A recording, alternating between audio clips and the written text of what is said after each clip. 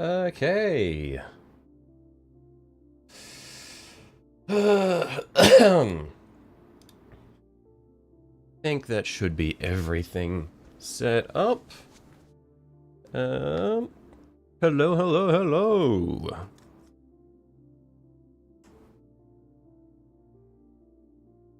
See if I can just maybe push this up a tiny bit. We'll see if that's too loud or not. Can always balance it down if it gets too loud. It's gooning time. Look, you do you, Jesus. Maybe next time, keep it to yourself. But yeah, let's see what we can get done on this guy today.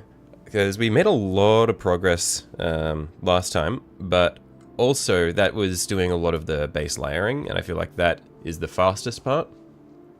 You want to paint some Marines with their phobics? Rip. I had that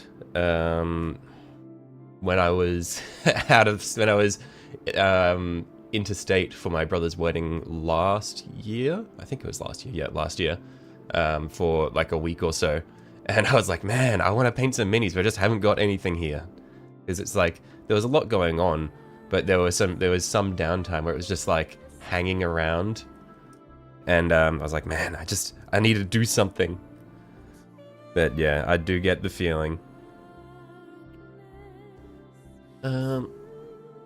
So where are we? Because with this, we've done we've done a lot of OSL on this. A lot of this OSL we're probably going to have to revise because one of the things that I had considered doing was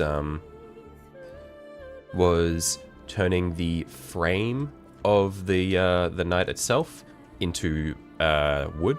And if I do that, then I'm going to need to redo the OSL on the back here at least. But on that note, actually, yeah, because there were lots of things that I wanted to make out of wood instead of metal. So the hatch will be one thing. Also, I'll need to redo the white there because it's got this weird pooling going on there. Because for some reason, the mold on this is so shit. It's got like it's got a line, like a second curve in the middle there. Like that, it double printed the window. And that's in all of the ones that came in the box. Like, all of the Chaos Knights just have the double line in the window there, which is really annoying. I tried to fill it with glue when I was assembling it, but clearly didn't work. So that's going to be annoying. But, yeah. Made another spell and built your first Votan mini from the new range. Oh, nice. Yeah, I'm going to be keeping my eyes open for, like, I'm going to be on the lookout for nice box sets for the new Votan, because I do really like the Iron Jacks, or the Steel Jacks, whatever they're called. They're very cool.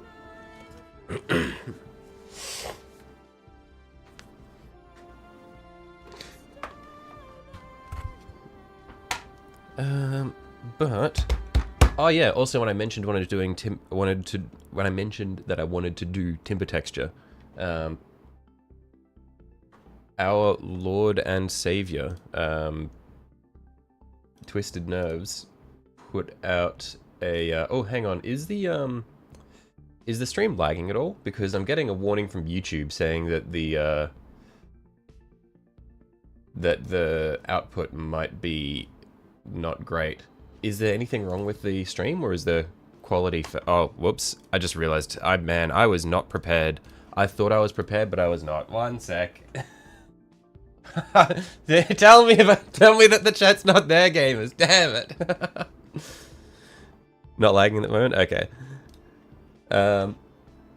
Cool. In which case, I will just ignore that warning from YouTube. Well, good thing I checked my second monitor anyway, because I saw that I hadn't set up the chat.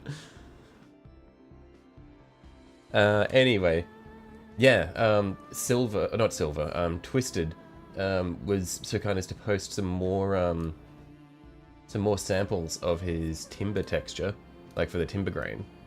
So I can give that, maybe we do that. Maybe we start off the day by practicing timber grain on the sections here that have already got texture, just so that I can sort of see how it works. Hey Jack Jack, everyone. Hey Gavin. So yeah, let's start with practicing some timber grain, and it'll be easier for the shields here at least, yeah, because they are already sculpted in the shape of timber.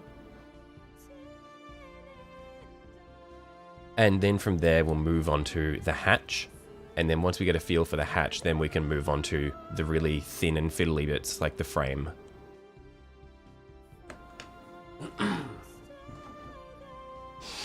So looks like essentially from the way that Silver has done it, we got 3 tones of brown. So there's a very dark, almost black. There's a sort of mobile in the middle, and then a lighter section of brown that just sort of runs through. Actually, there might be a 4th tone there. Either that or he's, yeah, I think there's a 4th tone that's more sort of grey that breaks it up as well.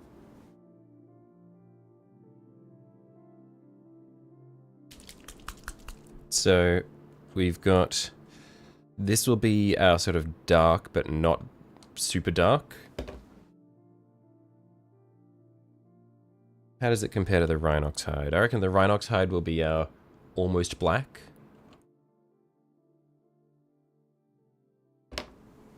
And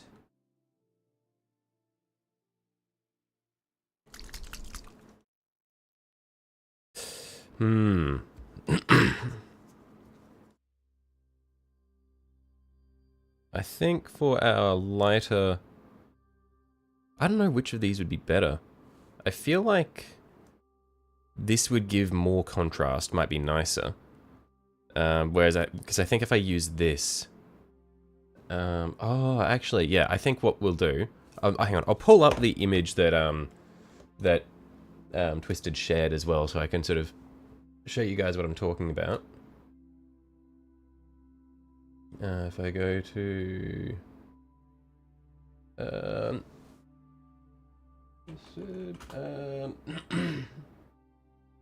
wood grain.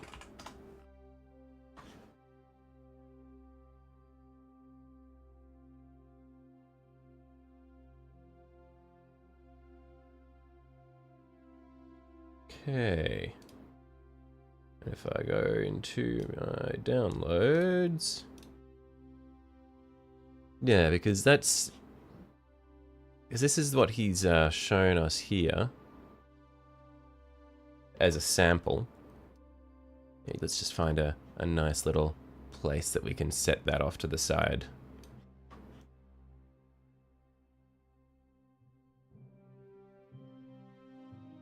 Let's just pop that up there as a sample.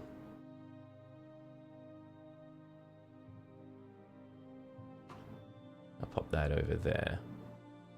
Yeah, I think that's good. But yeah,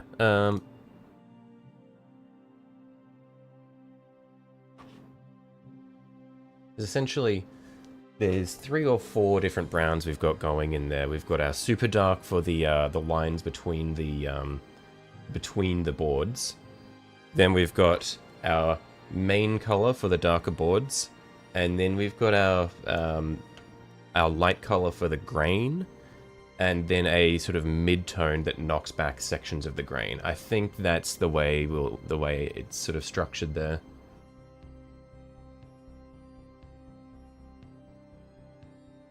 So let's give it a try.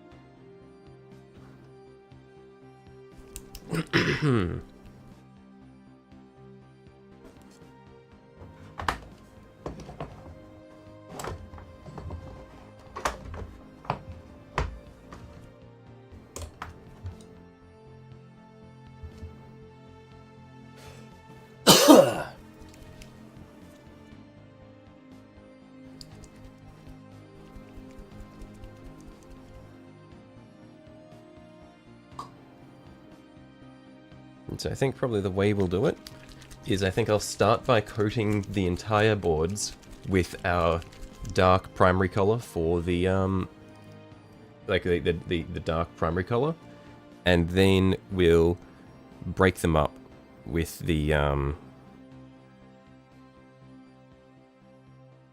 with the black lining for the separation between boards. And then we can sort of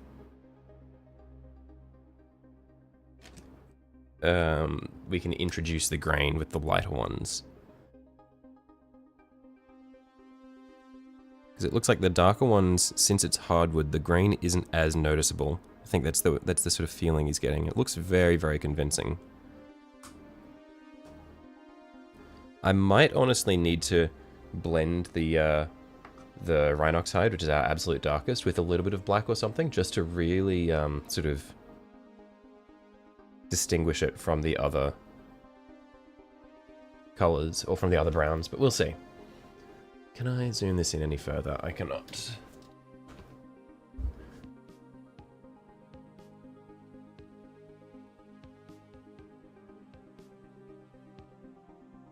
Yeah, thankfully these Skaven shields have already got the timber grain marked out for me. So I just kind of have to follow the guidelines, get a feel for how it works, and then I can yeah, get working, well, like learn how it works before I build my own timber grain. And yeah, I think I'm definitely going to need to introduce a very dark, almost, maybe I just straight up use black for the lining between the boards.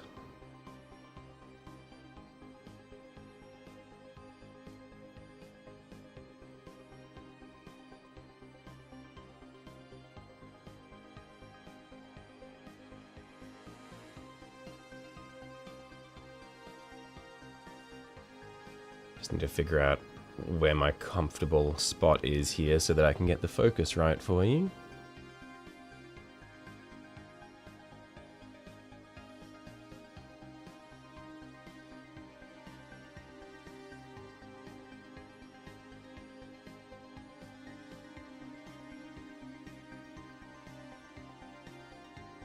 This is a very nice chocolate brown here that I'm using though. Unfortunately, since it's an air paint, it's quite thin.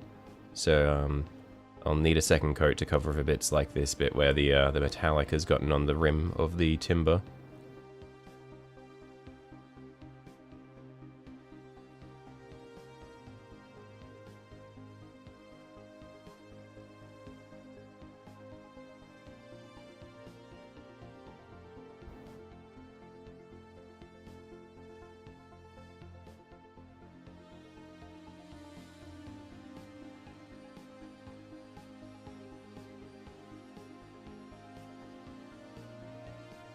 Hello, yes, yes. Hey, Sanji. Not working late tonight, I see.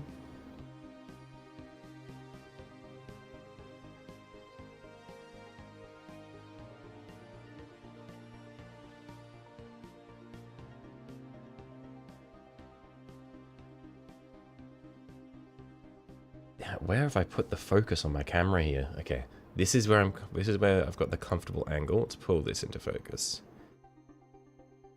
There we are.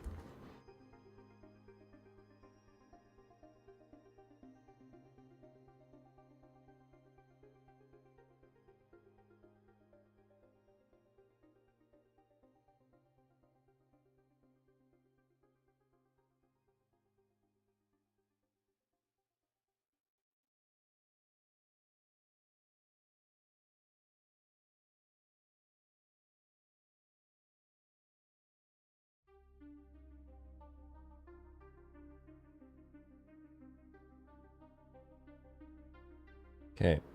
Honestly, while we let that dry, let's just kick it off and get going on starting on the hatch here. I think the hatch is going to be our biggest, toughest nut to crack, so should get started on it. Because it'll take a while for the individual layers to dry anyway. I get any new miniatures while I was away? A few.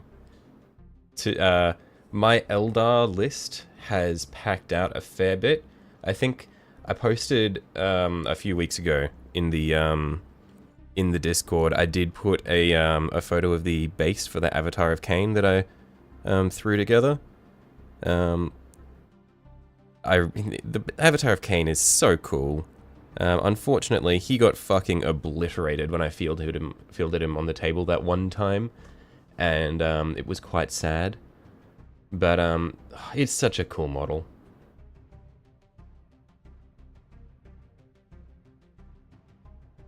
But yeah, I think what we're gonna do, we're gonna start just by base coating this in Rhinox hide. This is gonna be our darkest, and then we'll go over it with our slightly lighter chocolate. And then we'll decide where we want our wood panels, or where we want the breaks in our wood panels to be, and then we'll break them apart with black. Honestly, the kind of streakiness just from the brush strokes, because I'm using a not great quality brush, the streakiness sort of lends itself to timber grain. It's not quite the same, but I think the effect is similar enough that it's not the worst as long as I do long strokes.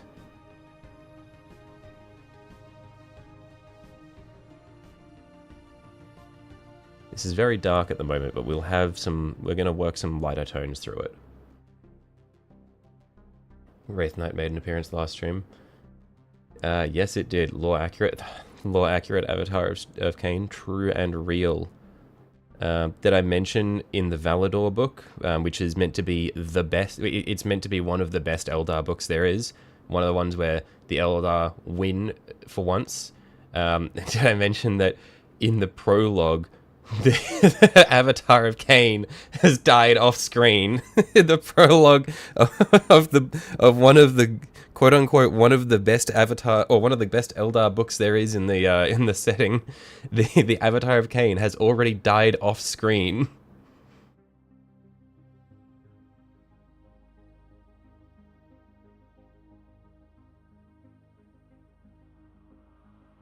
And not even to like an enemy super unit or anything. It just got overrun by Tyranids.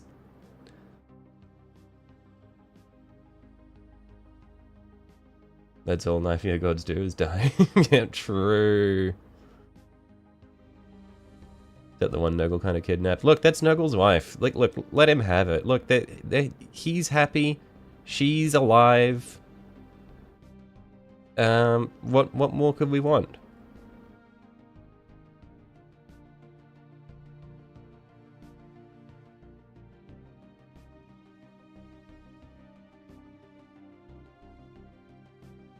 Oh yeah, Tyranids for the win.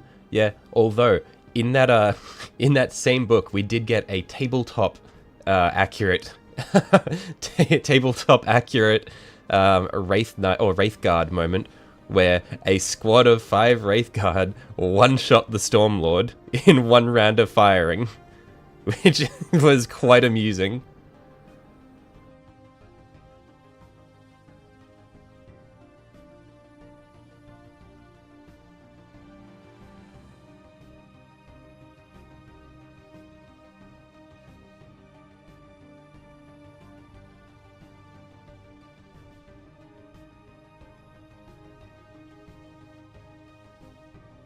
Wife is generous, longest kidnapping in history. He's one of those guys who like takes a woman off the streets and then like ties them up in his basement for years. Quite crazy.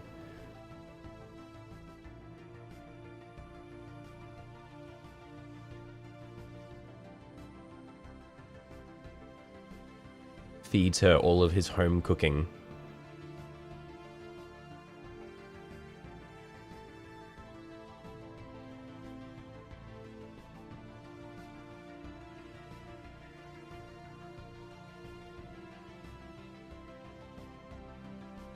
No one got killed by a single Votan recently. Oh, holy shit. Okay, that's going to a new level of like Tyranid super units just getting fucking soloed.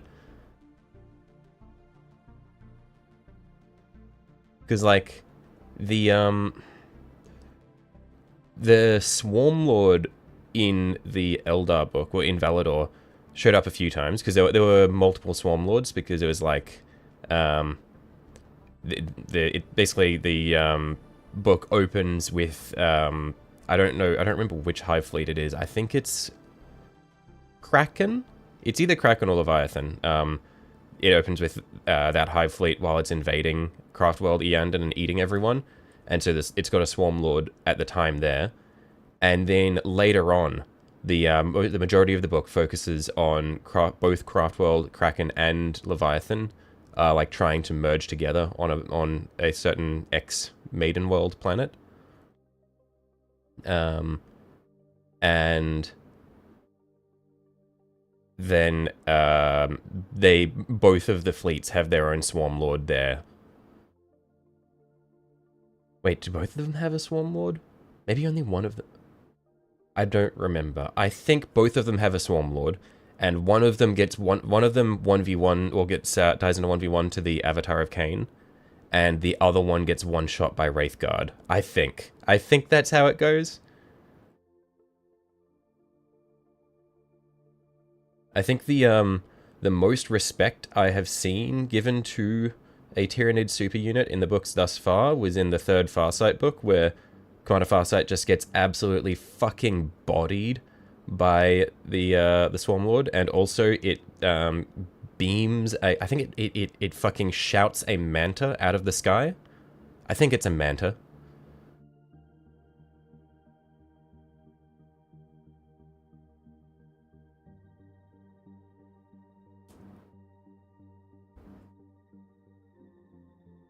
You want them to make more unique models. Endless Swarms are cool, but named bugs are also cool. Yeah, exactly. Like, need more shit like Old One Eye. Isn't there a named Ravener or something similar to a Ravener that doesn't have a model?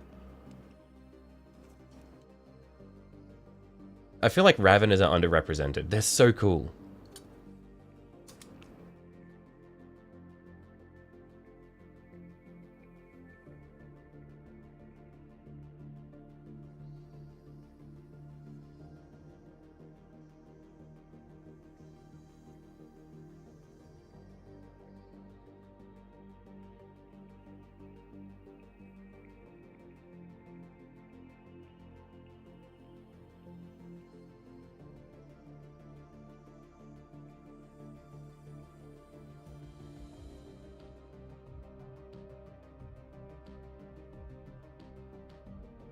The zone threat that doing the entire craft world would be sick as fuck. Oh, yeah, the, what's it called? It's the Doom of something. I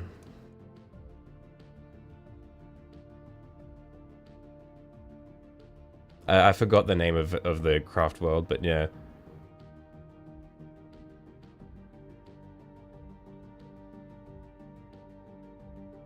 Man, when there's like a story where the Eldar clash with the Tyranids, nobody is going to be happy with the result, because the Tyranids can't really lose, so they exist in the plot to inflict losses on people and then get fucking bodied.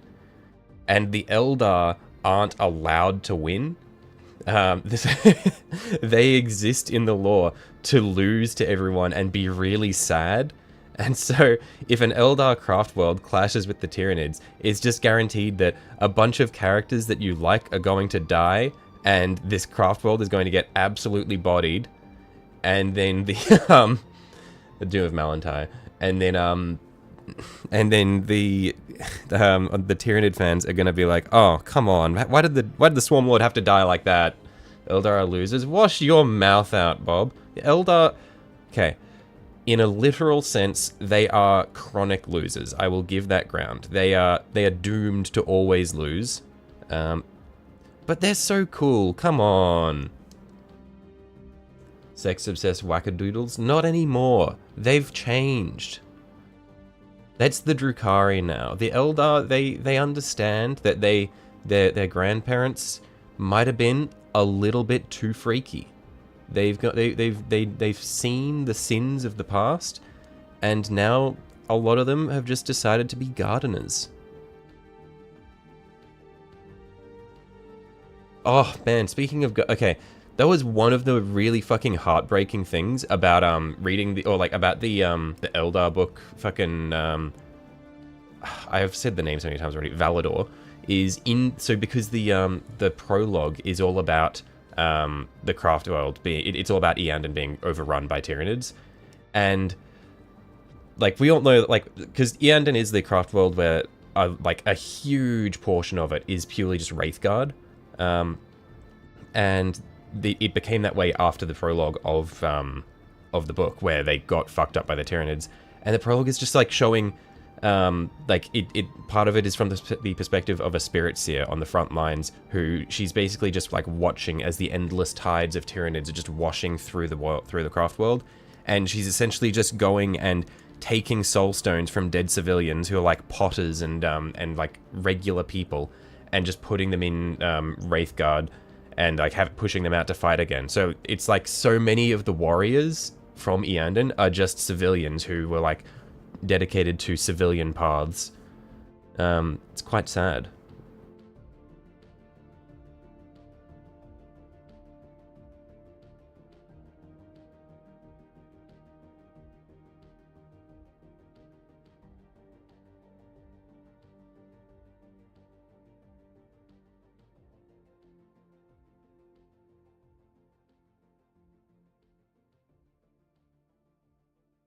Drukhari are the Eldar, the rest are Amish. You're rooting for Amish? No, the Amish are the Exodites. Those are the real Amish.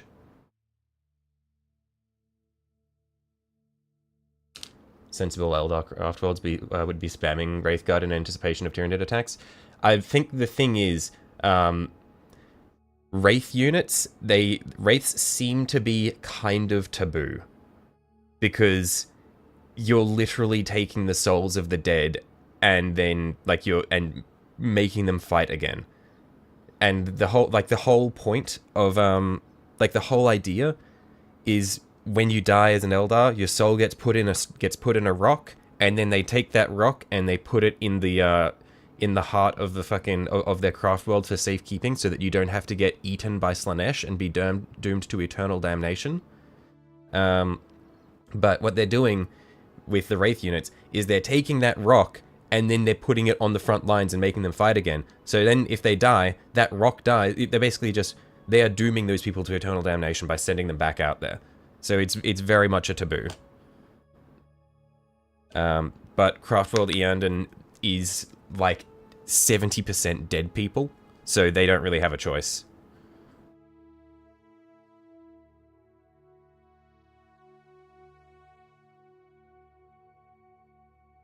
Soul's forced to fight, you don't see a downside, otherwise your entire Infinity surface would get Tyranid fucked. Oh, true. I know. Yeah, that's like... So that's why they would do it, but there's like a difference between, like, most Eldar craft worlds would try to exhaust every option before they have to deploy an absolute shitload of Wraiths.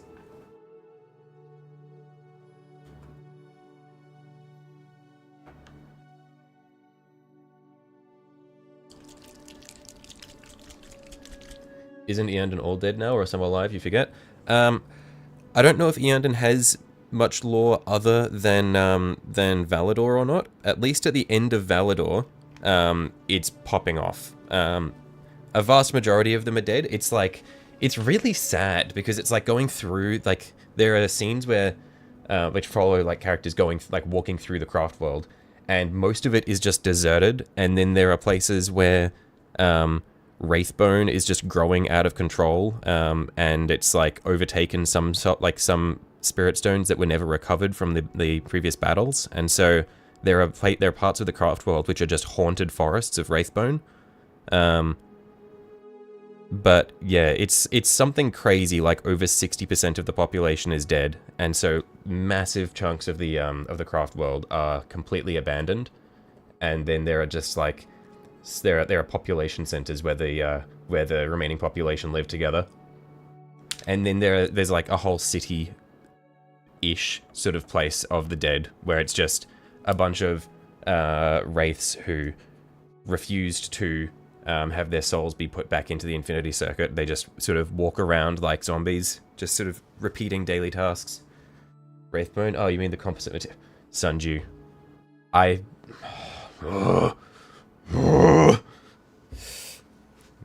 Don't even get me started.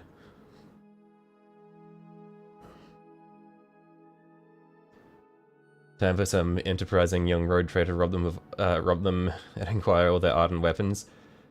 The coolest thing that for me about one of the coolest fucking things that I was not expecting from the from Valador was finding out that the Prince of Eandon, so the Prince of Eandon was a Corsair. So the fucking I don't know how they have all the cool shit, but basically they've got all the Wraith Guard, and then their prince is also just a he's just a galactic pirate. He's zooming around. He's got a cursed singing spear, and he's a pirate. It's so fucking cool. Eandon is just the coolest craft world.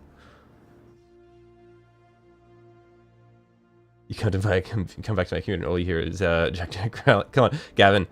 Sunji was he was mentioning the taboo topic of what they did to Wraithbone. Okay.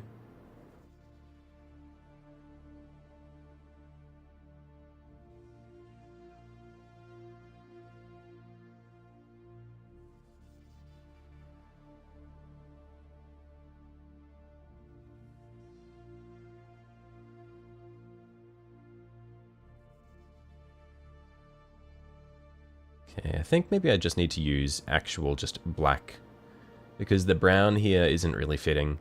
Yeah, I think I'll just need to use black for the lining there.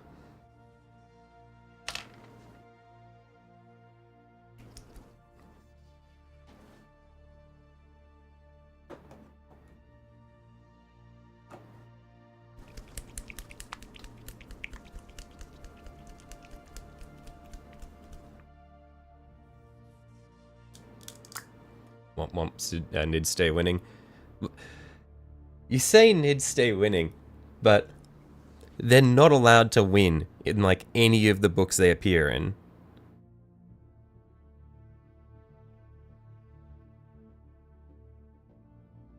Their job is just to make everyone else unhappy before they get kicked out.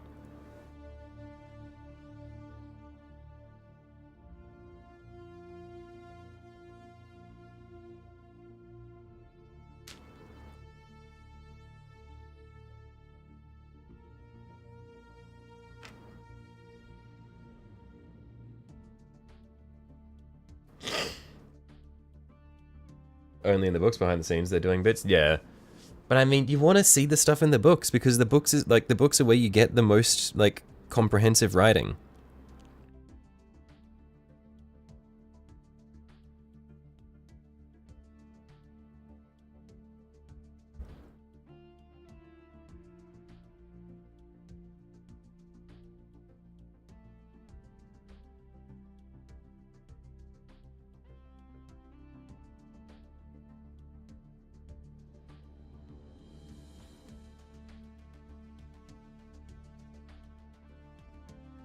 All of you to assume you can read, funny man. True.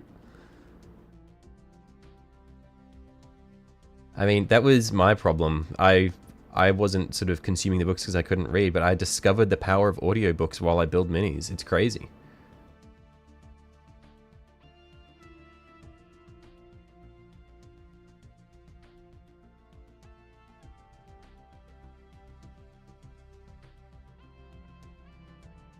People need to take a look in Mini's Discord. Righto, one sec. I will just quickly finish up with the bit of paint that I've got on the brush at the moment, and then I will check it out.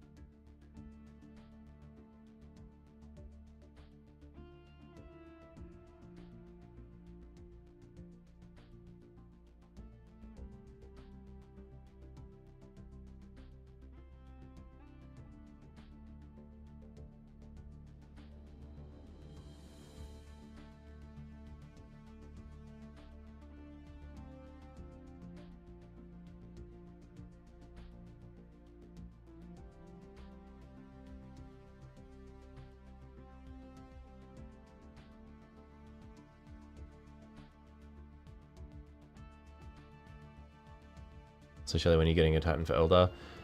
Look, I'm standing my ground. I have no intention of getting any Titans for anybody for a long time. I've got so many minis already, and so many knights that I haven't even painted. I can't even, like, I'm not going to commit to anything like a Titan until I've at least gotten through most of my knights. I've got enough super mini, or enough super-sized minis as it is.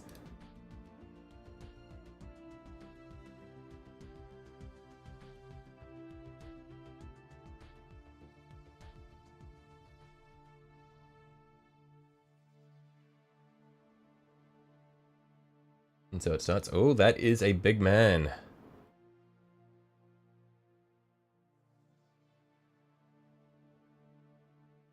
Yeah, that's like, I keep talking about Valador, and it's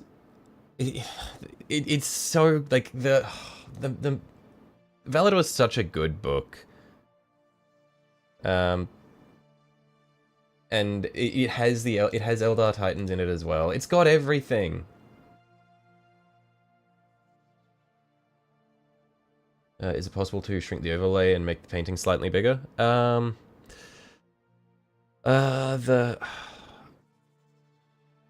I'd end up overlapping on a lot of the overlay parts. We'd lose chunks of it, I think. I can try. Let's unlock the background. What can I do? If I expand this out this way, it sort of loses the, it'd be hard to fit the chat, I think, because the chat window, the plugin I'm using for it, is really awkward, and so I don't actually know how to shrink the length of the lines. I can definitely look into it after today, if, yeah, see if I can figure out something. But just in terms of, changing it to fit, it's a bit awkward as well, just because of the aspect ratio of the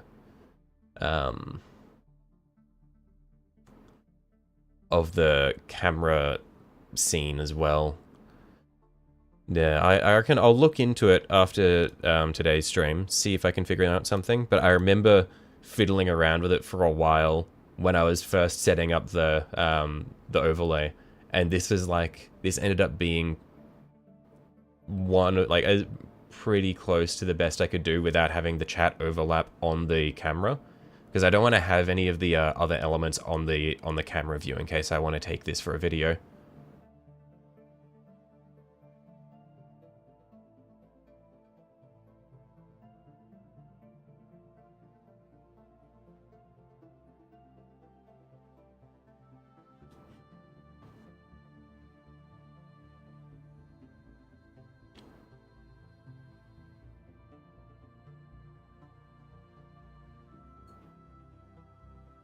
Took a year to do your first Titan, yeah. I don't have that kind of time at the moment. I would actually I would take longer. Reckon you can paint a Bio Titan decently well and quick. The vehicle Titan would kill you. Yeah. That's the thing. That like Tyranid Bio Titans, I would like. I have come close to getting Bio Titans, but I've held myself back. I think for now we're gonna want to go for the. I think now we just go for the lighter color. Want to sculpt a Bio Titan sized Trigon. Yeah, the Trigons are very neat. Yeah, I think a much larger one would be quite cool. New overlay's looking clean. Yeah, it took a bit of fiddling around to get it functionable, just because like a lot of overlays that people use are they don't really allow for the chat to be separate from the main window without like giving up a lot of space or having like lots of other stuff. So yeah, I had to fiddle around a fair bit to make this one work. Did I look yet? Yeah, I saw the. I saw. Is that a phantom or is that a revenant? Is that the 2-man or the 3-man?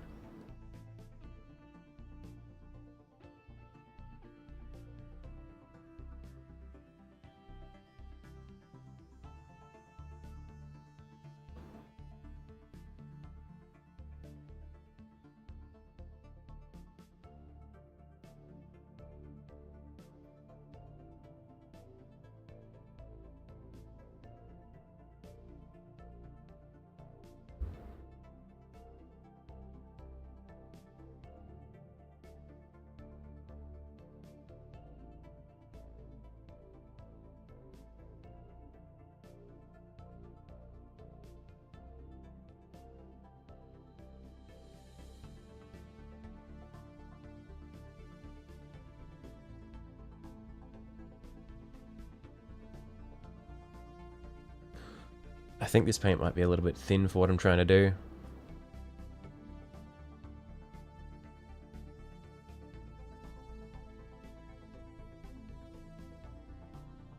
Revenant, you're getting the Phantom in October. So the Revenant is the smaller one?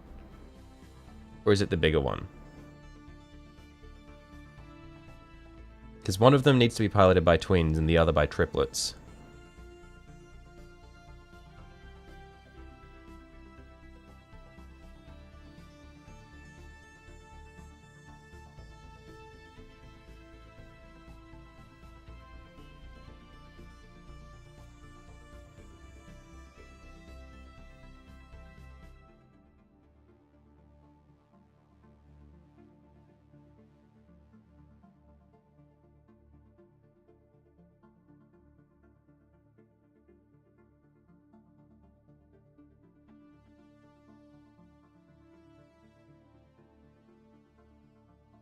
Okay, I think the way I'm going to do this is I'm going to apply the lighter timber to everything in this board.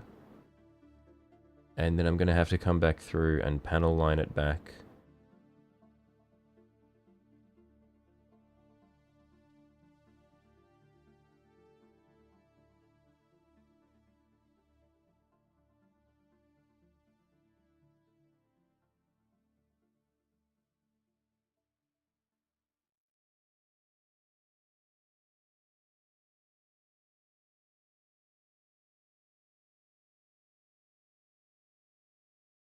Officially nearing the end of summer. It's 9:15 at night and the sun is down. How far north do you live? Because when I went interstate, because I was, like, my brother he lives in Adelaide. So I was down in Adelaide for his wedding and stuff, because that happened in the summer. And I hate it. It's purgatory down there. Being at a bar at 8 p.m., like 8:30 p.m., and it's still, like, the sun is still fully visible. It's like, I can't live like this. It fucks me up. It's so bad. I don't like it.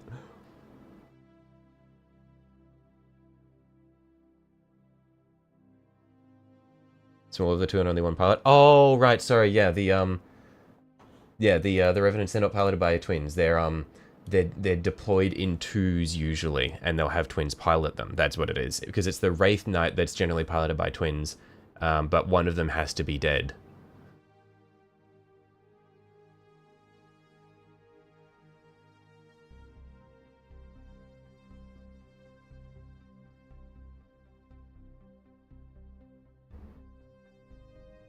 Maybe they don't have to pilot Wraith Knights by twins. Maybe it's just generally when one member of a Phantom, I don't know what you'd call it, detachment group, whatever. When one of the twins dies, they usually just move them to a Wraith Knight because they have, like, the bond.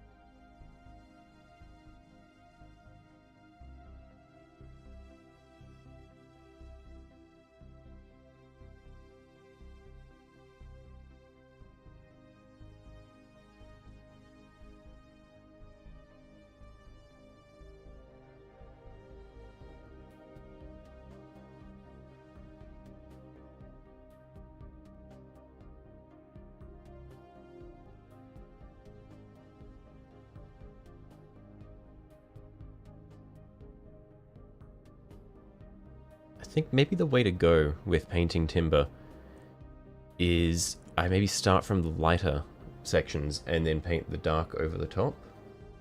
Maybe not. I think an issue as well is because it's because this paint is really thin and I put it on my wet palette. I think I need to, for the lighter timber color at least, have it on the dry palette. Or maybe I just need to try something slightly darker. I think the high contrast doesn't really work for the timber color that I'm going for. So I'm going to give it a try on the other shield in the meantime. Hello, hello. Hey, Twisted. I am currently trying to emulate your timber colors to not much luck. Like, I'll let this one on the left knee dry, and then I'll come back and try to salvage it. Let's give this one a shot in the meantime. I'm practicing on the ones that already have the sculpt of the wood grain there, so I don't have to think about that as much, and I can just focus on the colors themselves.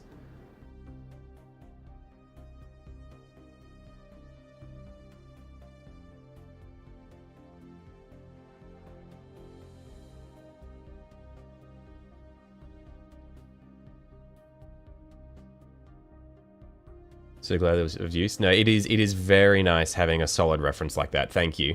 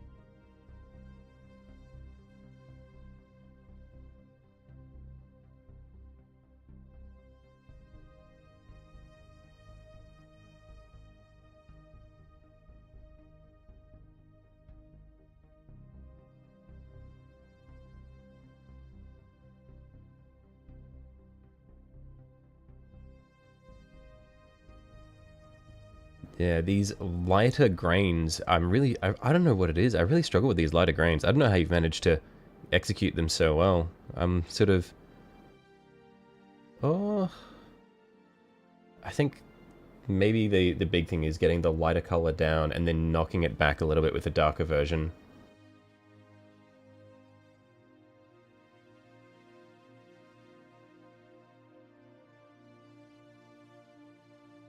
I guess one of the big things as well will be sort of keeping the darker wood grains peeking through as well.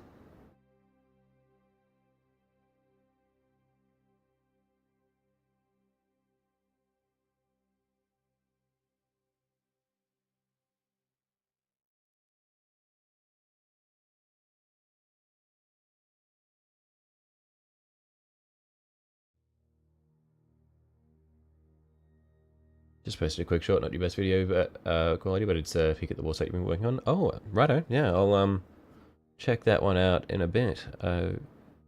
Yeah, keen to see what you've been toiling away at.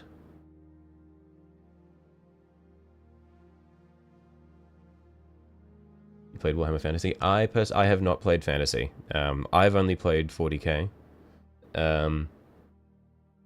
And I've got that's why I'm taking my Age of Sigmar Skaven and I am attaching them to a Chaos Knight, because that way I'll actually get to use them.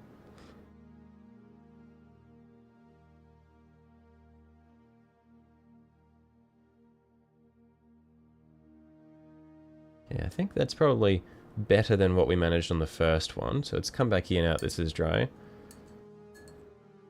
And just see if we can knock a little bit of this back.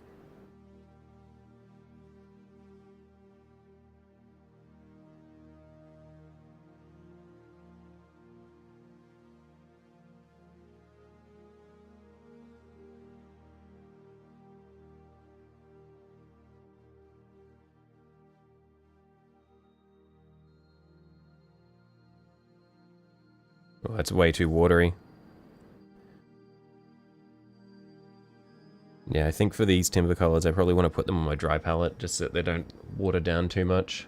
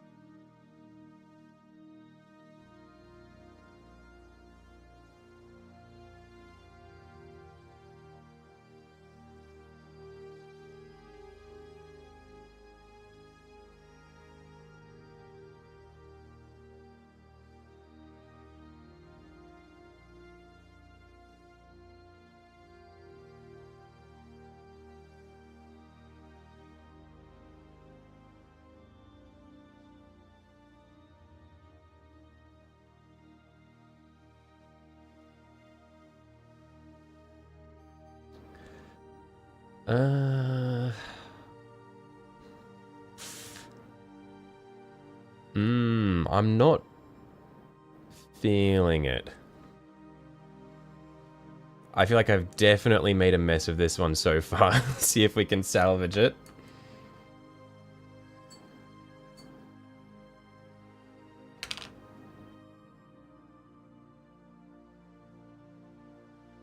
Been painting non-metallic metal gold all day. All you see is yellows at this point. Yeah, there is a good reason that I avoid non-metallic metal, and it's because it would make me feel like I'm going insane.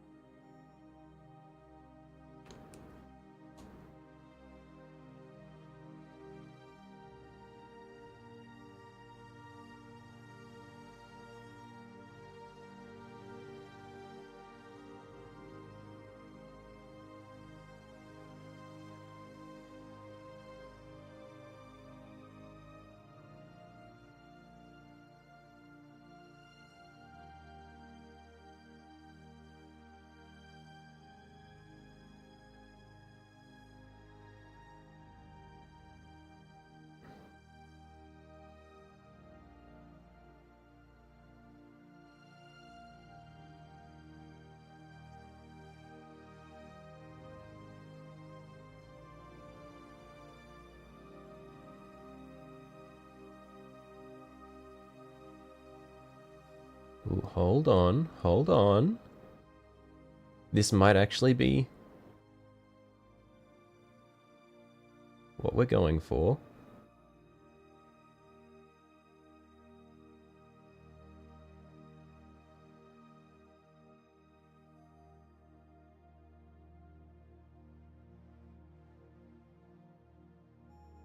How amazing would it have been if the Skaven Tide box was Skaven and Cathay? That would have been too good to be true. GW would never do something that nice.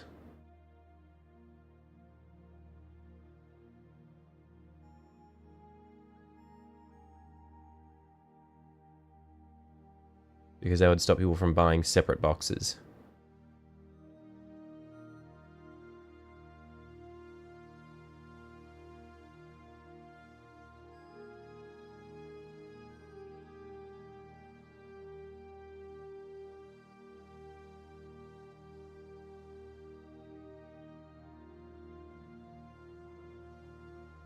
Okay, this seems like, in a way, it's almost similar to the Night Lord's lightning that I was doing. It's a lot of just like finding the angle of the wood grain and just connecting it all up. It's easier when I've got the guide here, so it's going to be a pain when I get to the top panel where I don't have a visual guide to go off. But I think the way to go with this is I start with my dark coat, and then I put my light coat over the top of that, somewhat uneven, and then I come back with my dark and I trace out the lines of the timber grain. And then I can probably come back with the light a little bit and just lighten some choice points.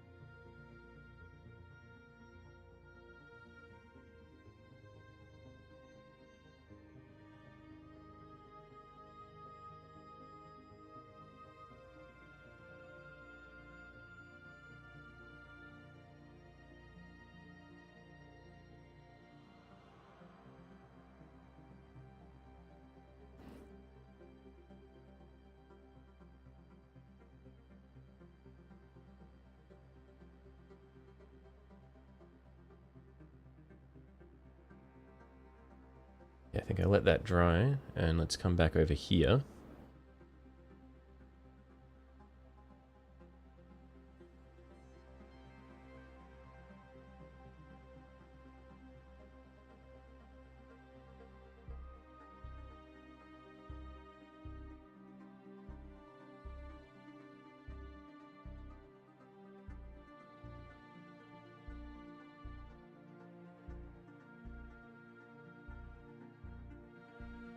Really shouldn't have even bought this given that tied box for half price, but you just did. Well, I mean, the minis in it are so good. Like, it's just Age of Sigmar minis are just such good quality.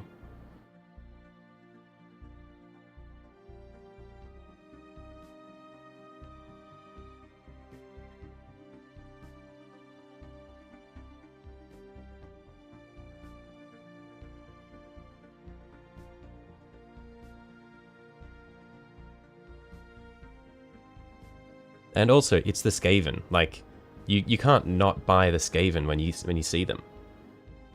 They're just the best faction in all of Warhammer.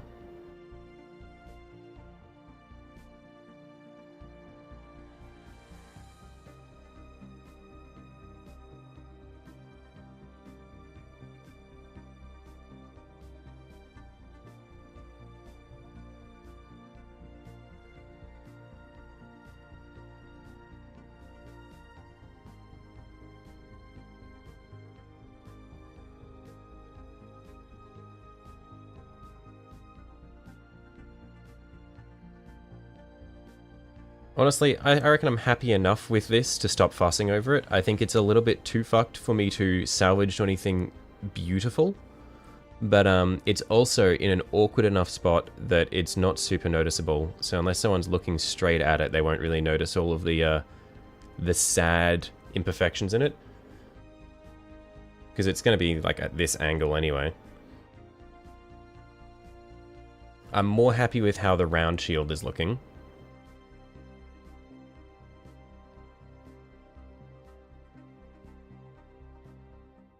Yeah, but it's been close to a decade since you put a brush to anything, and it's kind of dumb to buy stuff. Keep telling yourself sometime soon that you'll have a setup to paint again. Yeah, well, I mean, if you can find the time or the sort of the initiative, I'm not sure where which side of things is the hang up for you, but if you can find a time to get set back up and paint again, if you want to do that, I'd say it's so good. It's just great for. Like, it's just great for your mindset to have something to sort of dissociate and just work on.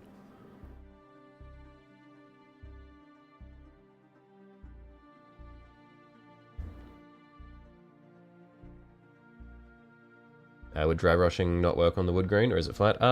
It probably would, but the issue is I'm trying to manually paint it because I want to get a feel for how to manually paint it so that I can do so on the hatch of the top half, and I'm probably going to try to do the frame of the mini out of timber as well, and so I'm going to need to manually build the wood grain there. So yeah, I'm trying to get a feel for it.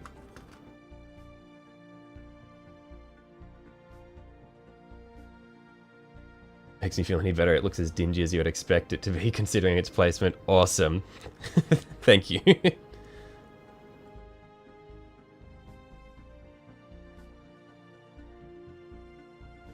And you agree on 100%, it's just not going to be anything involving the hobby at present? Yeah, that's fair enough. Yeah, as long as you have something to look forward to, that's the way. The closest you'll get is watching me. Well, I'm happy to be of service.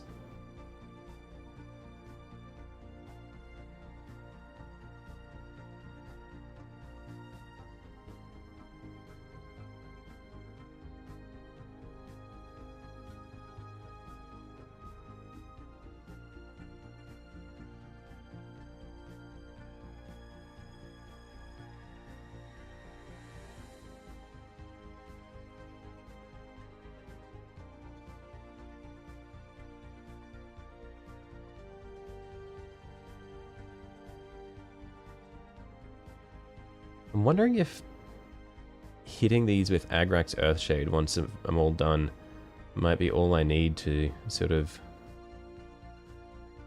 bring it all together.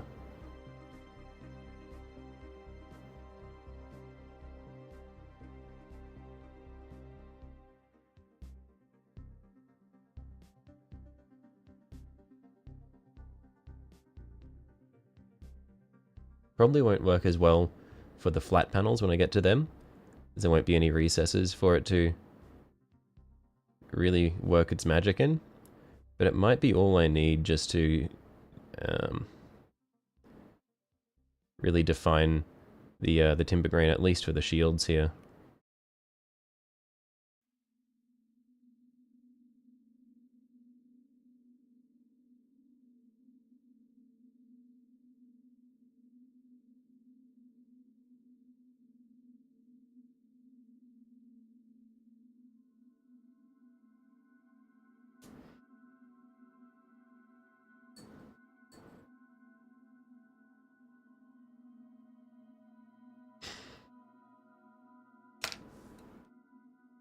Let's give it a try. Get the Agrax out and we'll try throw it on the first shield.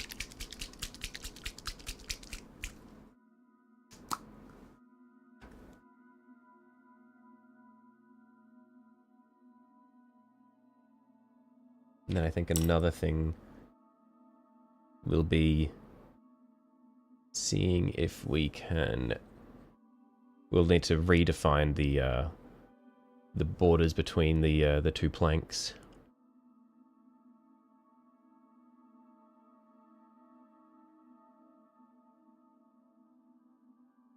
I might be going a bit thick with the Agrax, honestly. I probably want to be as thin as possible.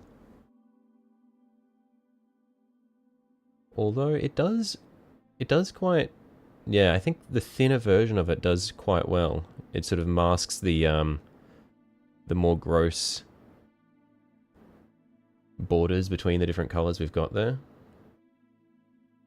Yeah, I think it definitely needs to be quite thin when I'm working with it on this, though. So otherwise, it just kind of overwhelms all of the other colors we've got going on here.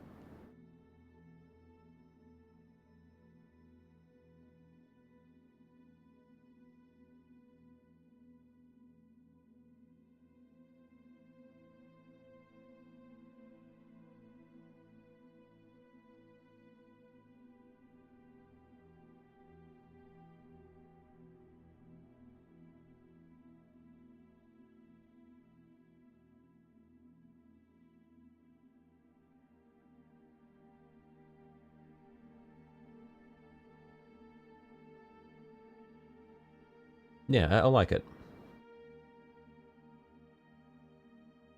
And I can probably selectively apply this as well to knock back particularly bright points.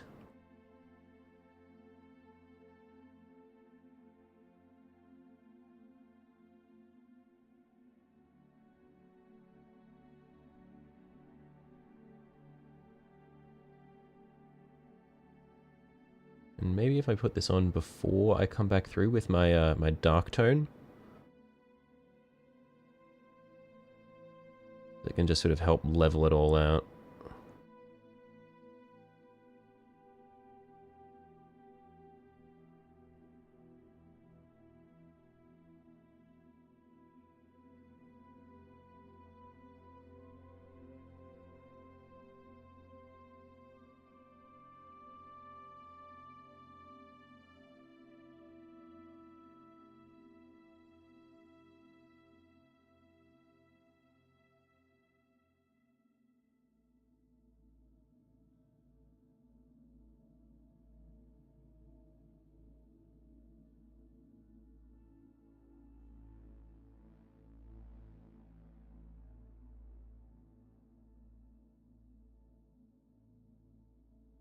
Yeah, I think that'll be good.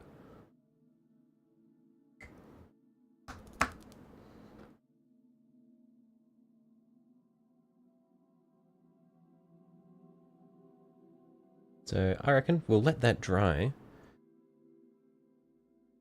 And let's start figuring out how we're going to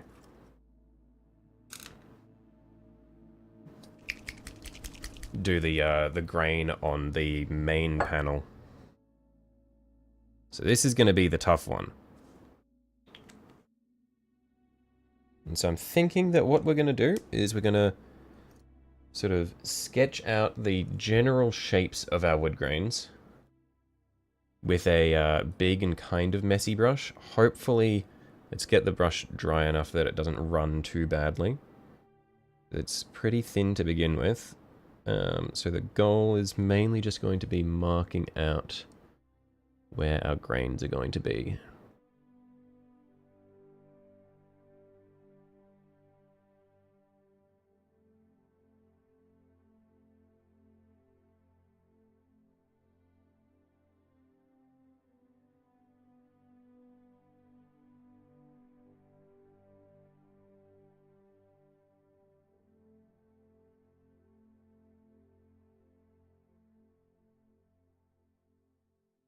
I reckon one like that'll be good, and then maybe we can do a second one just under this chain.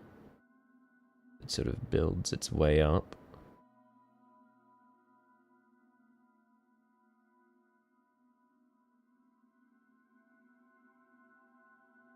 And then rejoins at that fork there.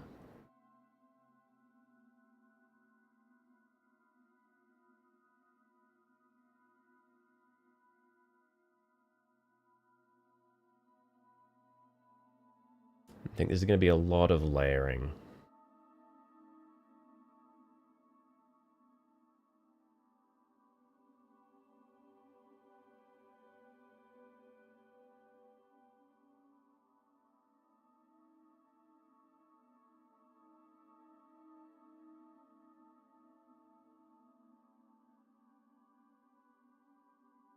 I probably should have decided where my borders between planks were going to be beforehand. They're not going to be full-length planks, I think. I think I'm going to break this into 6.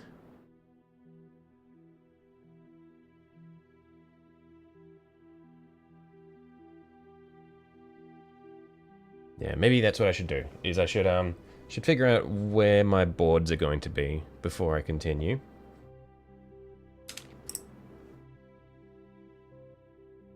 And I'm also thinking that the boards, rather than just having a black dividing line between them, depending on how we go, we'll start with a black dividing line, and then depending on how it looks, if I'm really happy with it, I might try to get some green glow coming between the boards.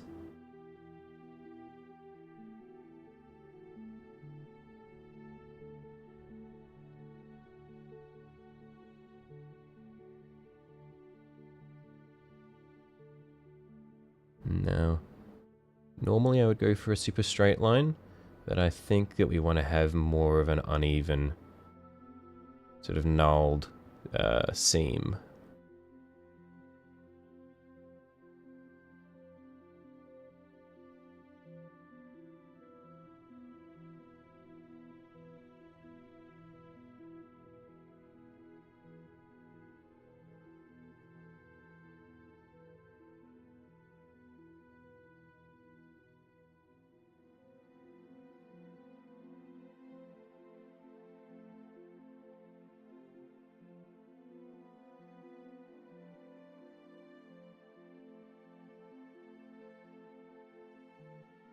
Hey up. Hello, Dipper. Oh, actually, I think maybe we want to go for sort of unevenly sized and shaped boards is probably the way to go, rather than having them like nice, clean, straight wood planks. I want it to look like it's just been cobbled together.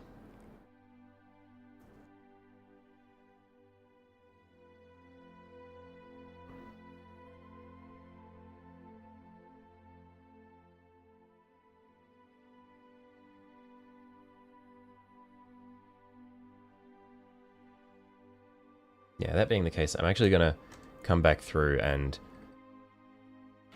undo this bit of wood grain that I've already done, because it's going to confuse me.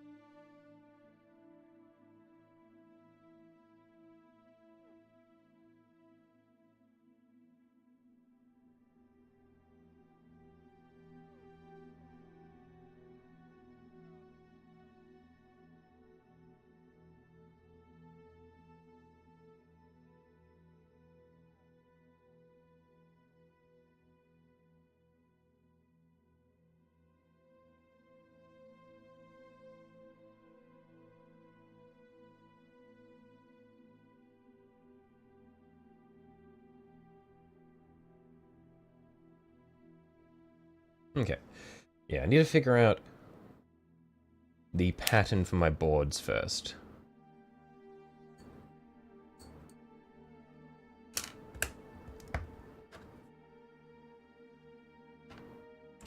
So do we want them to be horizontal boards? Like that sort of thing?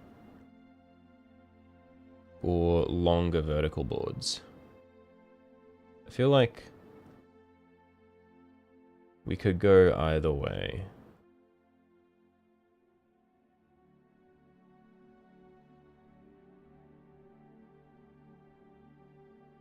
Maybe horizontal boards will be easier.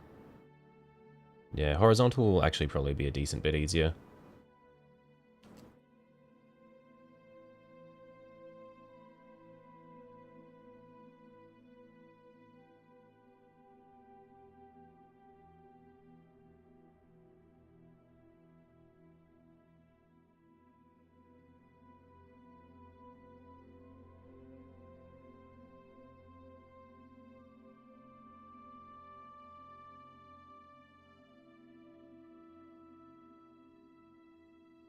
Yeah, and then we don't have to subdivide it. We can just go full length boards.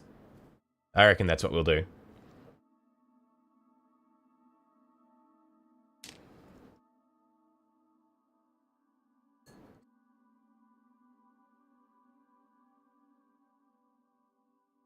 And if we're just basing it off the size of the Skaven that we've got here, basing it off the size of the man, I think each board should probably be about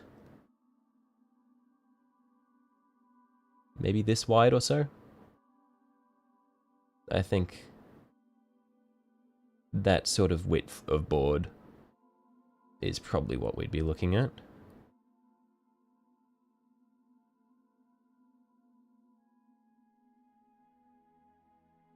Yeah, looks good enough to me. Gonna go get pizza. Bye. Righto. Hello, goodbye. Alright, catch you later, Dipper.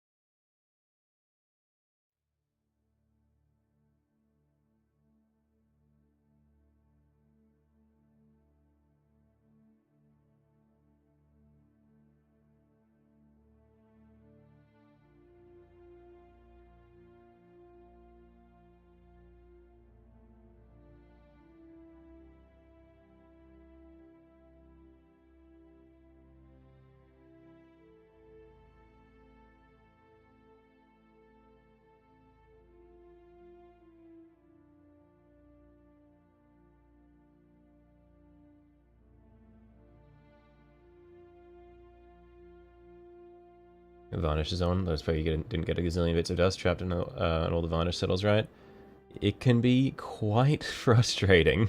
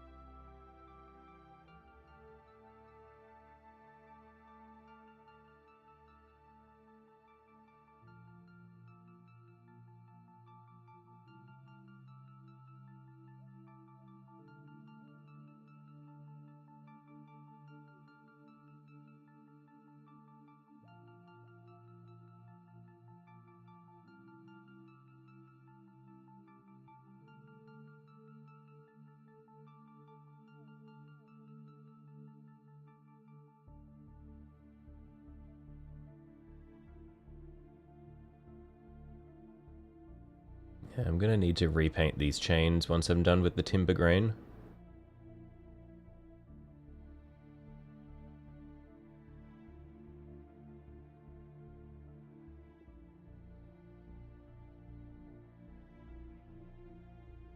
I'm definitely going to have made a big mess of them by the time I'm done here.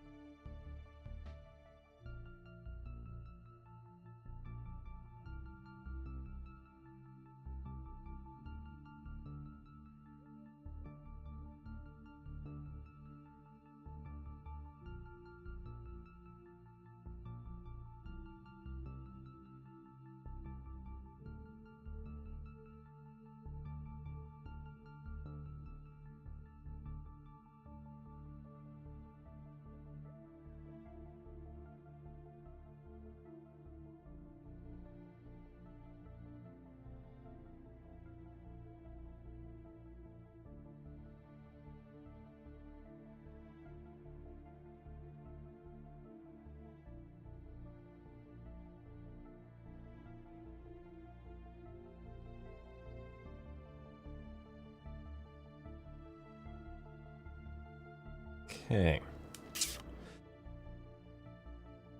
That should be good for at least marking out the boards.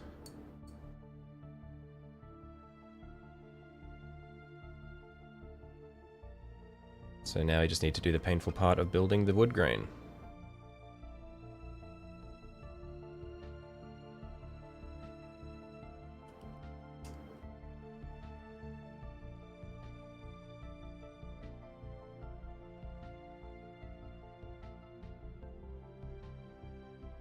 I think maybe what I'll do first is I will grab a darker tone.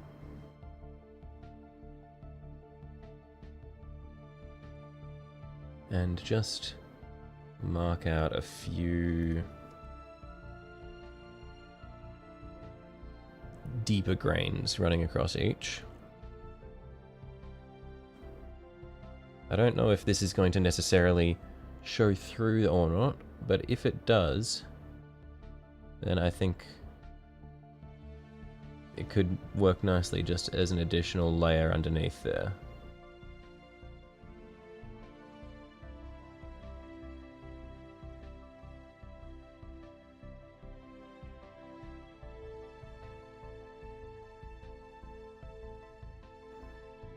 Yeah, I think a lot of this is going to be just building up lots of layers of different webs and stuff underneath and seeing what shows through.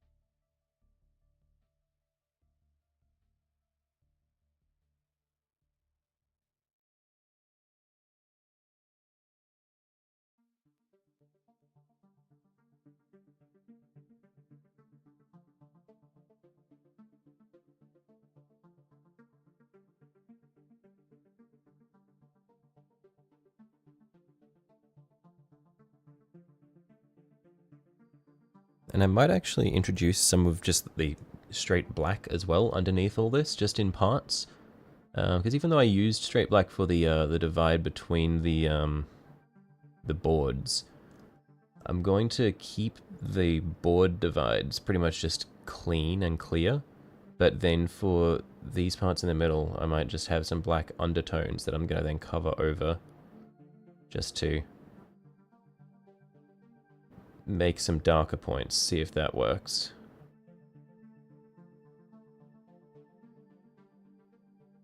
How far am I from completion? Probably quite a long way.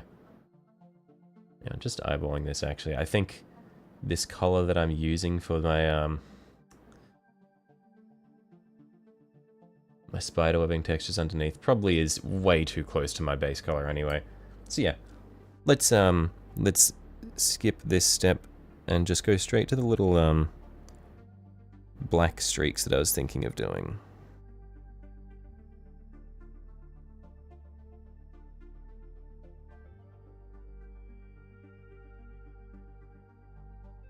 And these are going to be more just for marking out the darker points of our wood grain.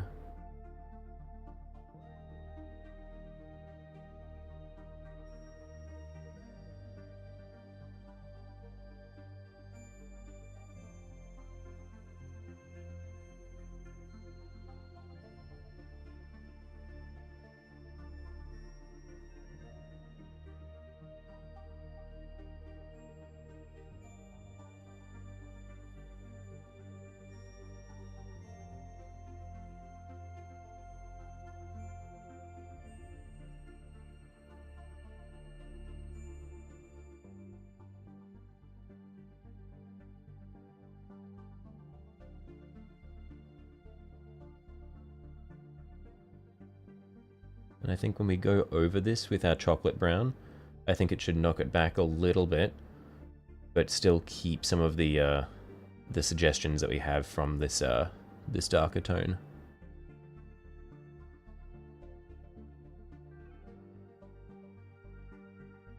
Like, I'll use this first panel as my demo panel to decide how I want to proceed.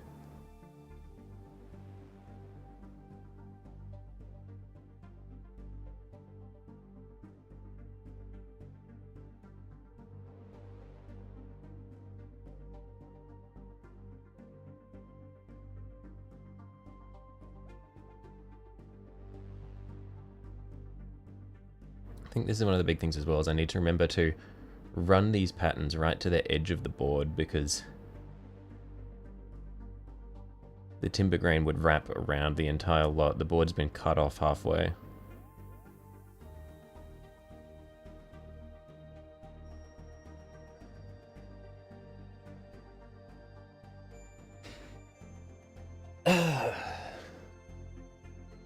Okay.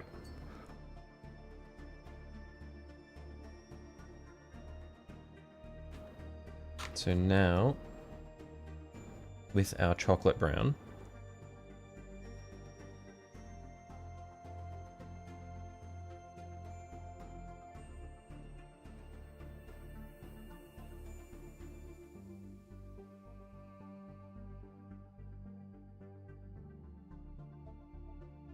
probably want to go quite thin if we can.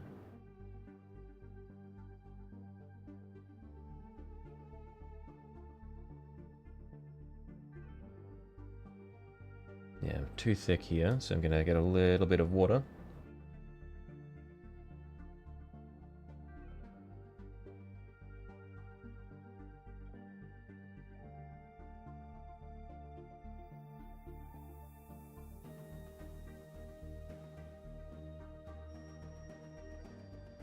Maybe the way to go is, rather than try coat the entire board with our chocolate, is instead I get a thinned version of it and I just kind of dab it along some of the grains that I've marked out.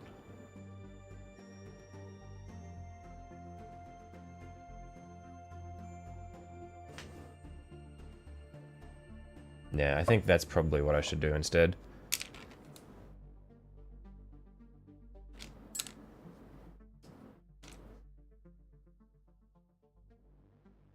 All a learning process.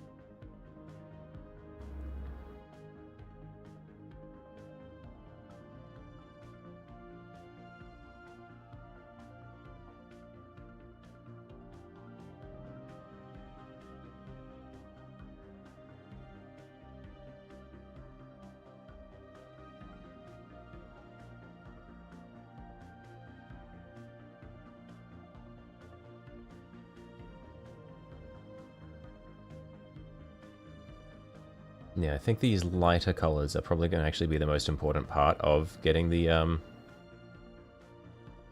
distinction in the timber, which is a little bit scary. I was going to say frustrating, but it's not exactly frustrating. It's just scary because I'm not as comfortable with these lighter tones. I feel like it's very easy for them to sort of throw off the whole thing. But if done right, I think they're what would really make it look like timber.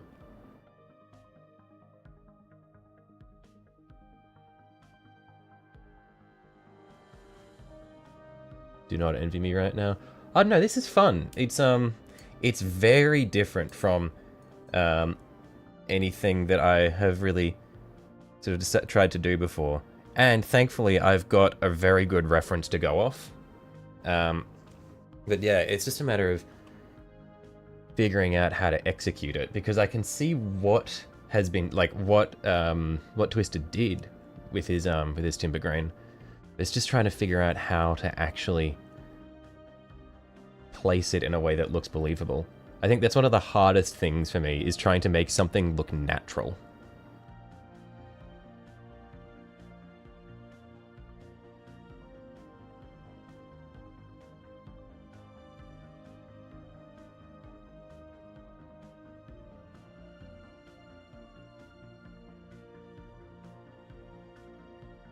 It's a little bit too thick here. Let's get a tiny bit of moisture on my brush.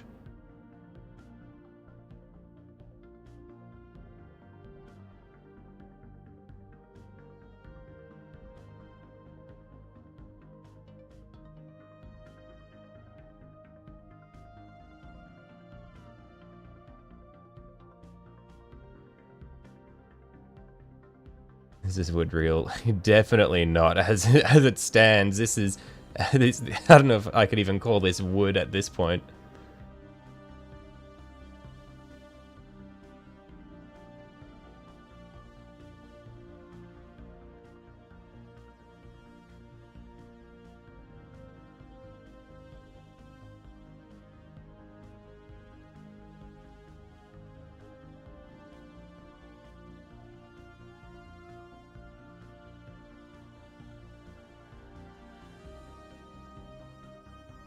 Okay, I'm getting a feel for it now, I think.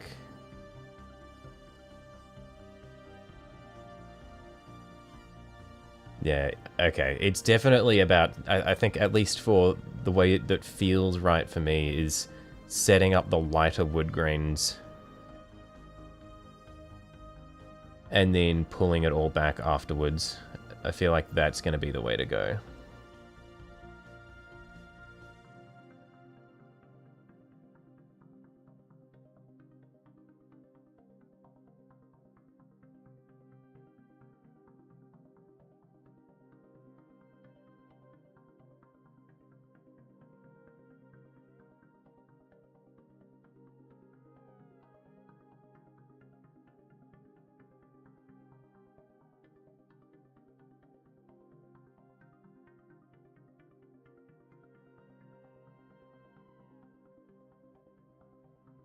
I think an issue as well I'm just noticing is I'm not really, like, the patterns of these are not really timber-like. Oh, yeah, I'm so stupid. 1 second. I'm gonna let this dry. I need to quickly go and fill my glass of water, but I think I've just realized why this doesn't look right. I'm gonna go fill my glass of water, and I'll come back and I'll explain what I've realized. I'll just quickly clean my brush so that it doesn't dry on the, in the ferrules there. Hello, Mac. I will be right back, sorry.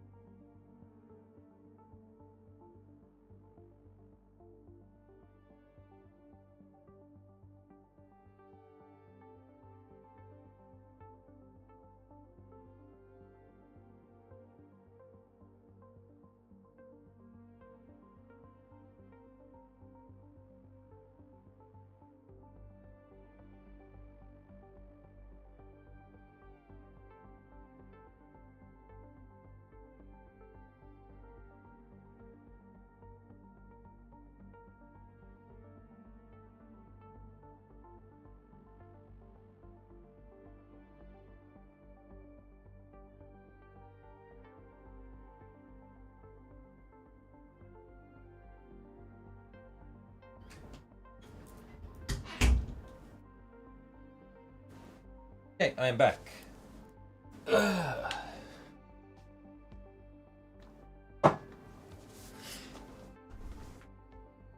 So, I think the issue with the way I've been painting the wood grain is I've been painting it too much as though it was something like lightning, where it's like forking and arcing between itself.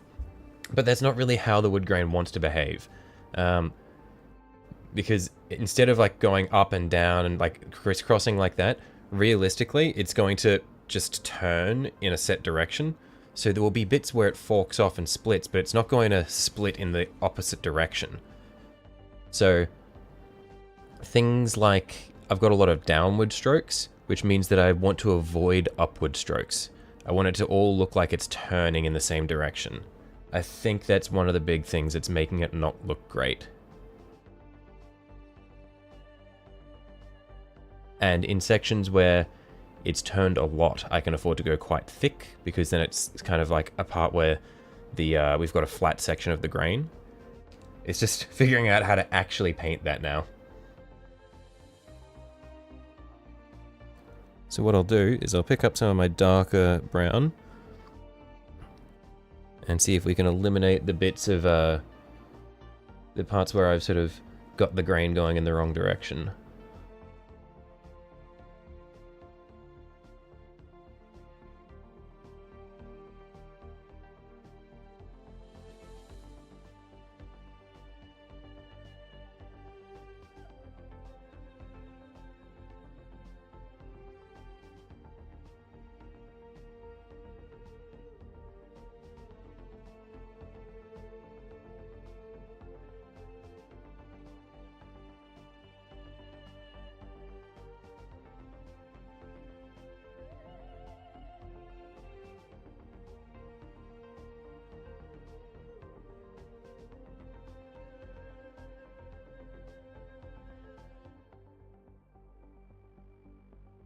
And then I'll be able to run dark grains parallel with lighter grains, and I think that will also help a lot.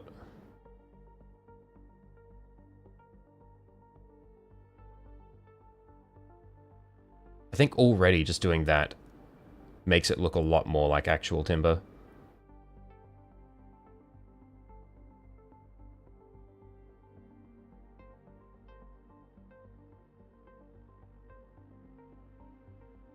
Yeah, I'm liking that grain a lot better.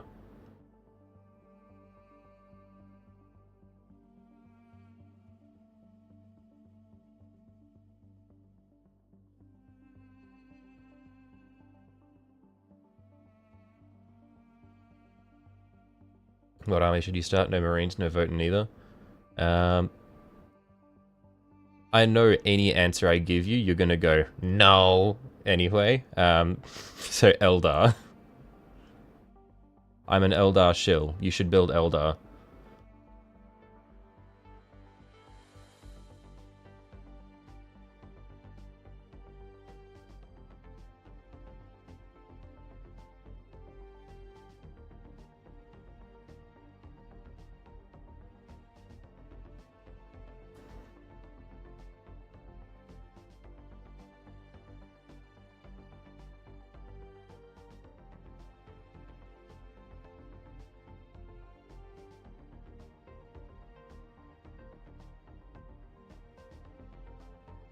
No, anyway, build Tau. Yeah. Look, I will shill Tau as well any day of the week.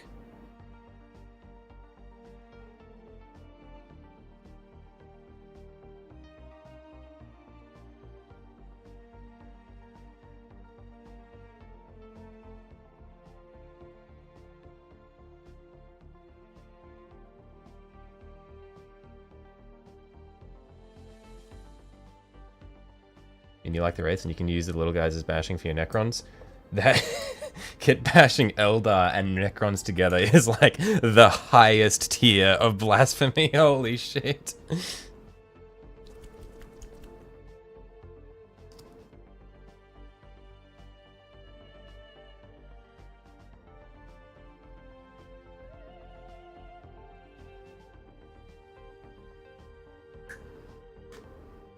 But yeah, Eldar Wraiths are so cool. And if you play tabletop, there's a detachment focused entirely around just running a shitload of running a shitload of Wraiths. It turns the Wraith Guard and the Wraith Blades into battle line units, so you can have 12 squads.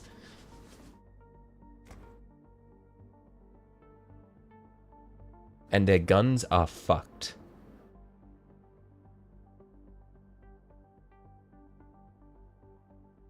You liked how you don't like building giant robotic kits? Yeah, the battle suits have a lot of parts to them. They are a pain to build.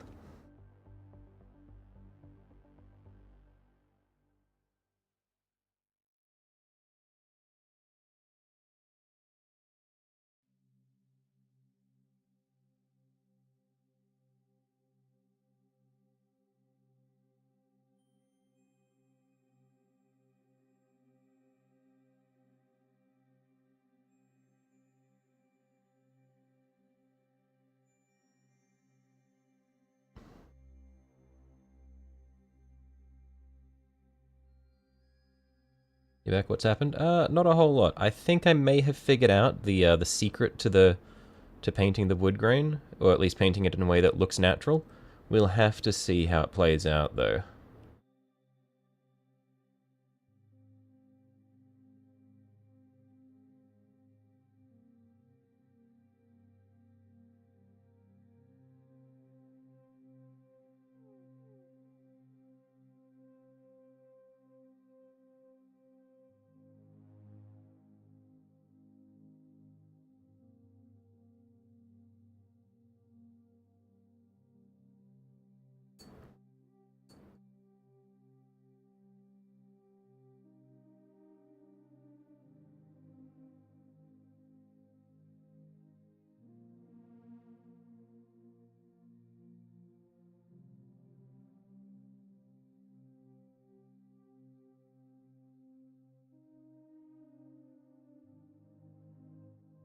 Had a lot of success with just Tau infantry lately, barely use battle suits other than stealth suits.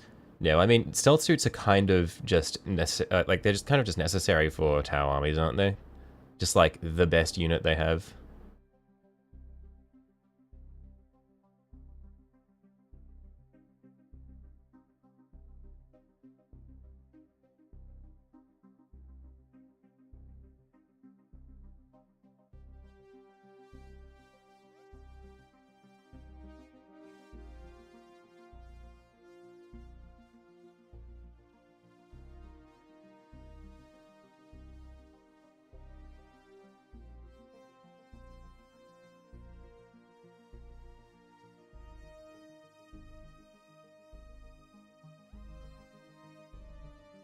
if you were to use tower, be focused on the Kroot based. We love Kroot.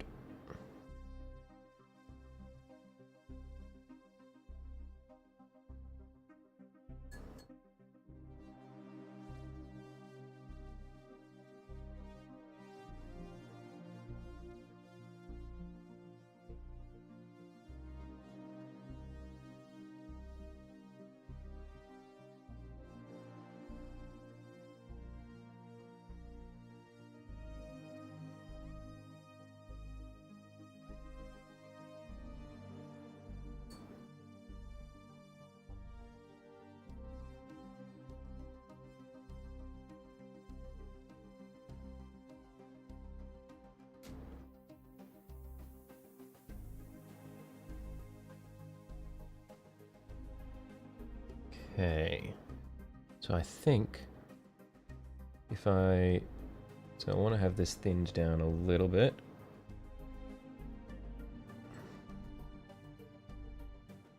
Like that, and see how this goes if I sort of bring this down.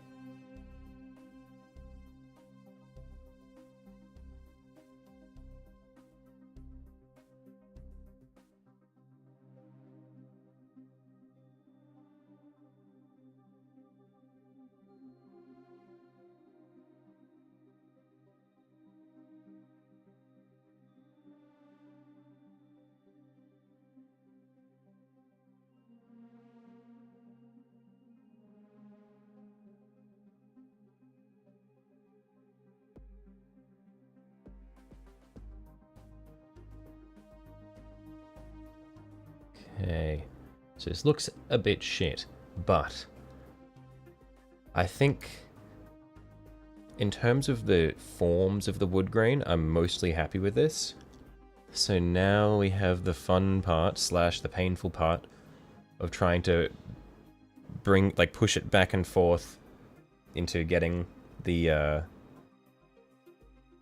sort of the colors and depth that we want.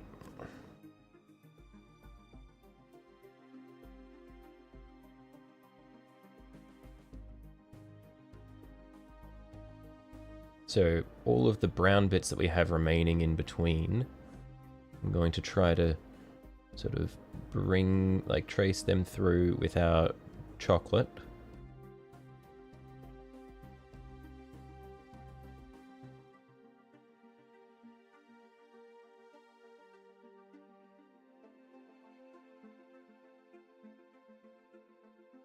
And hopefully that should soften some of the edges of the light points as well.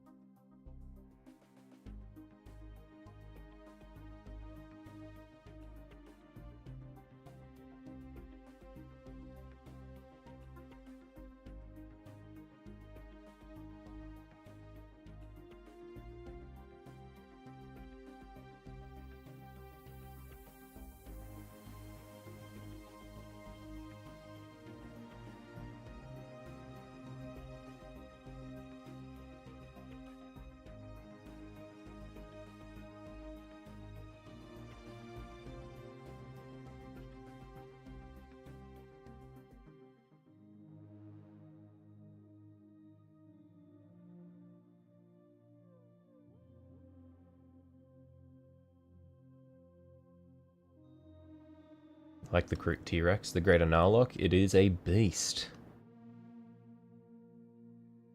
Is it even in the Codex anymore? No, it's Legends. It's been Legends for a while. The model is very, very old.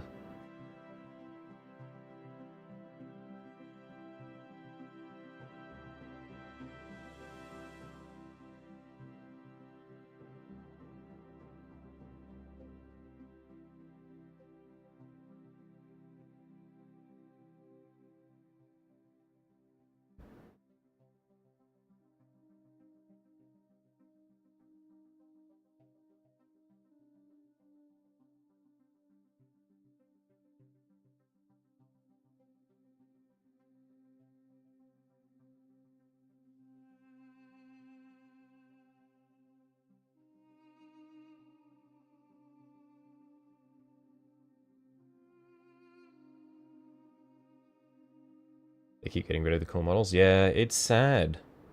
It's like how they got rid of the Eldar Wraithseer. Like, I don't know why you would get rid of such a sick model. Like, what? Why why do you remove options? It's just, it's cringe. Why would you, like, you have these really cool things and you remove them rather than, like, without giving an alternative in its place? It's like, why?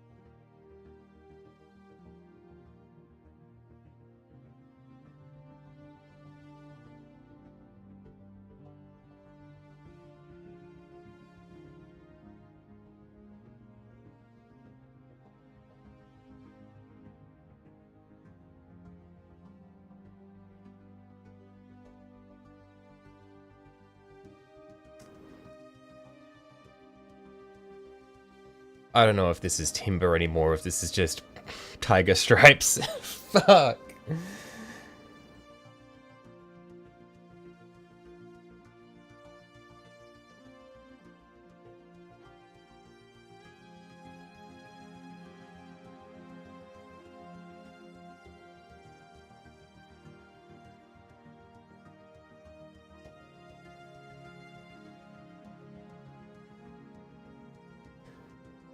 I think I went too hard on the grain, and it just ended up looking like tiger stripes. Tiger timber, true. I think the issue is because the lines are too neat.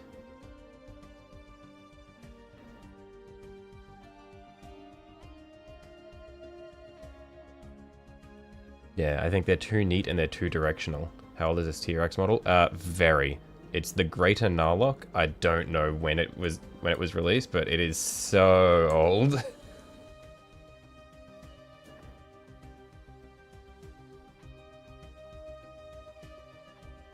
Looks like a cool camo. Yeah, unfortunately, not quite what I was going for.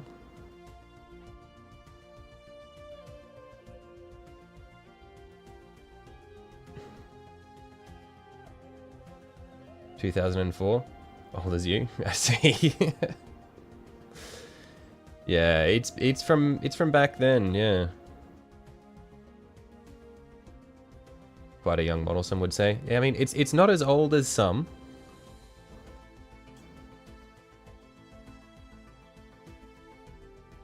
Okay. I think I'm gonna leave that for the time being and try a different way of doing the timber grain this time. We're gonna lean more towards darker tones. So my main thing that I'm gonna do here on this panel is going to be with our chocolate. That's going to be our main color.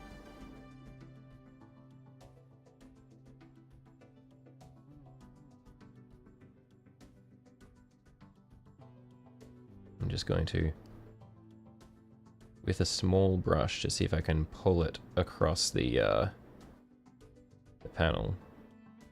Although I think maybe the small brush is not the way to go. I probably also loaded up way too much of the chocolate here. Let's see if we can pick up some of that with a big brush, and then just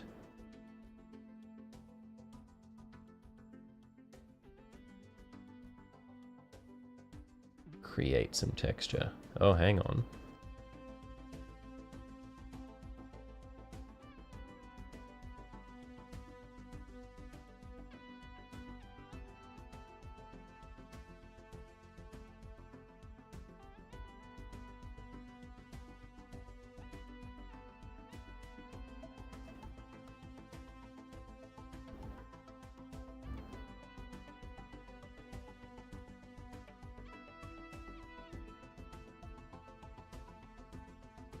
Got a little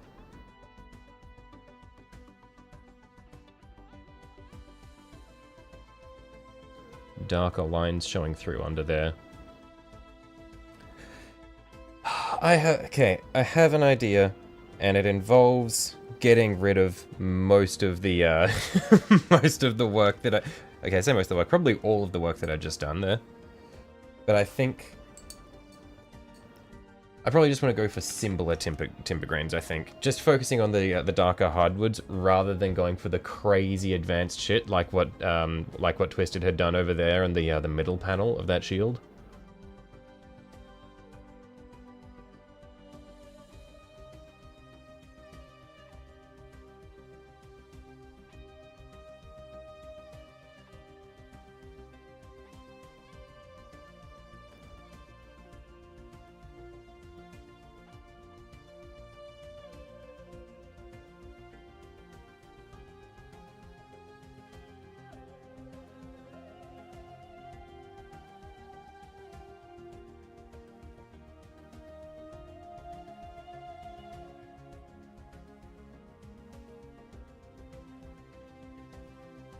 Although, maybe this is all I needed to do, was just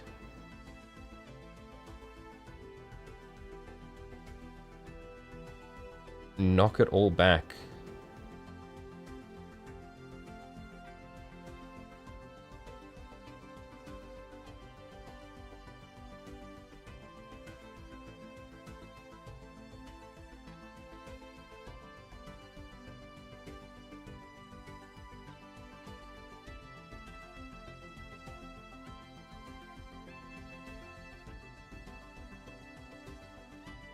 And just have hints of the grain showing through.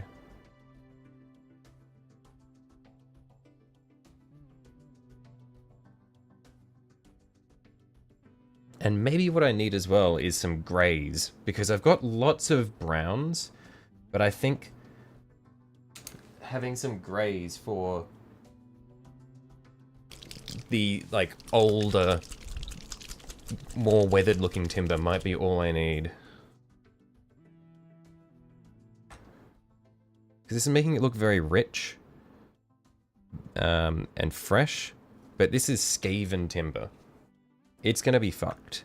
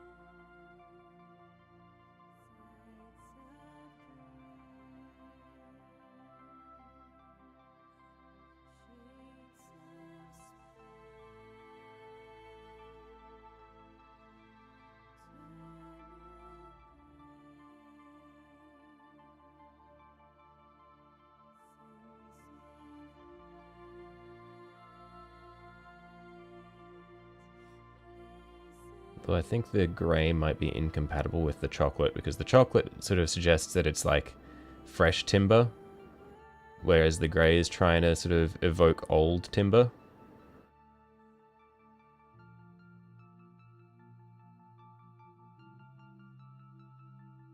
Because all of the timber's going to lighten as it gets older.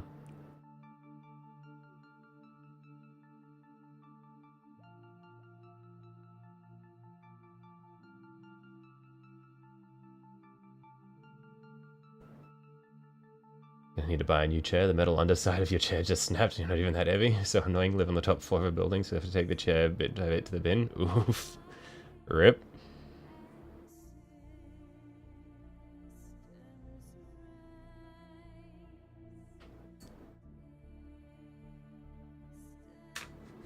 That is quite frustrating.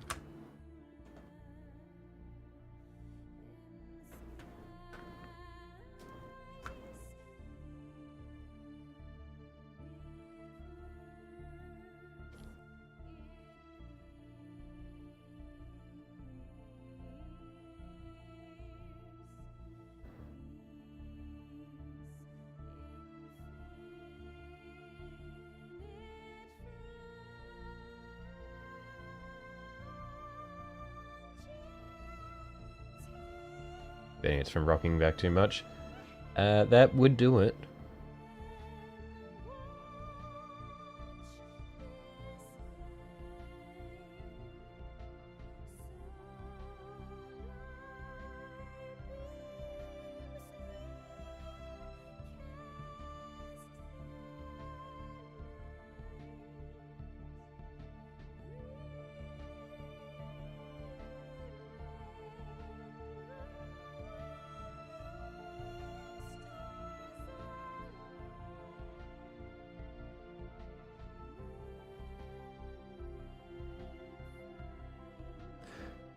I'm wondering if maybe I'm overdoing it with the timber, and that's what's causing these issues. I think that's probably what's causing these issues. I'm trying too hard.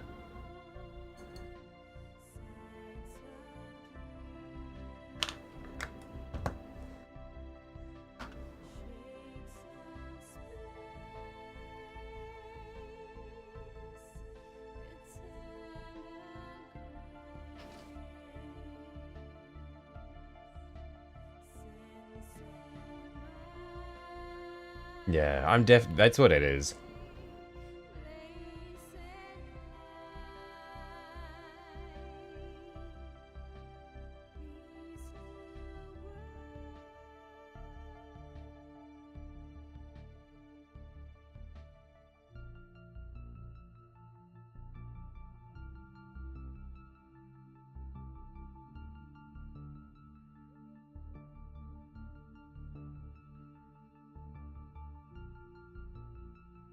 Sure, you're preserving too much of the dark brown. Don't see that much dark on wooden planks. That's the thing, yeah. Like, it should be a decent bit lighter.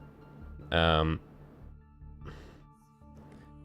I'm just traumatized by the light panels that I did here. Although, actually, they're not actually that bad now that I look at it. I think these ones were the best ones. In fact, I need to remember how I did that. I think the way I did that was... I think that was all brown, so all the dark brown, and then I put the light brown over that, and then I pulled it back by sketching out the wood grain with the darker browns. I think that's what we did. Let's give it a try.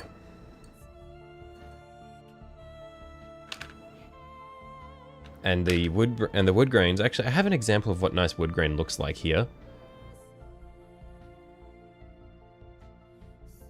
It's like long shards essentially that occasionally merge, but they don't really fork and split. Yeah, it's like long shards that we're building.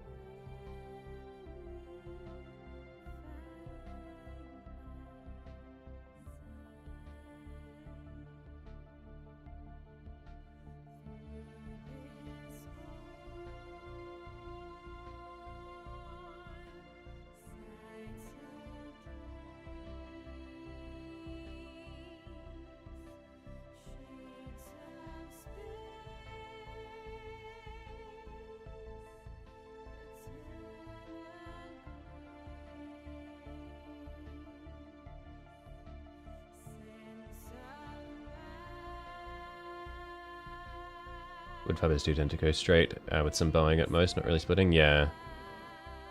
I think I got too obsessed with with this one. I got too obsessed with the idea of a like there being a bow in the timber and them all turning downwards. And then I was just really overdoing it with the number of fibers that I had as well.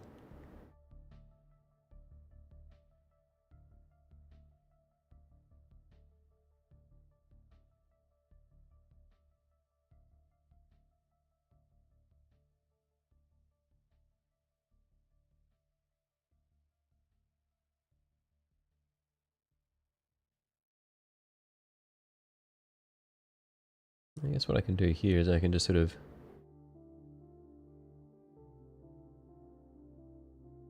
dab little extra bits on to get some uneven texture and sort of plot out where we want our timber grains to be.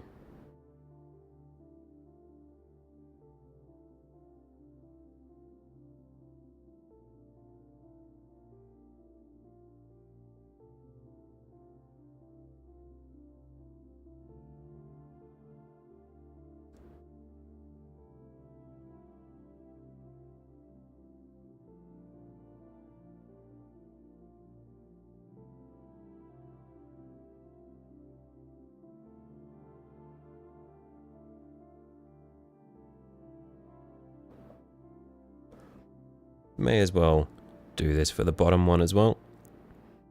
So I'm pretty sure we've figured out what we need to do.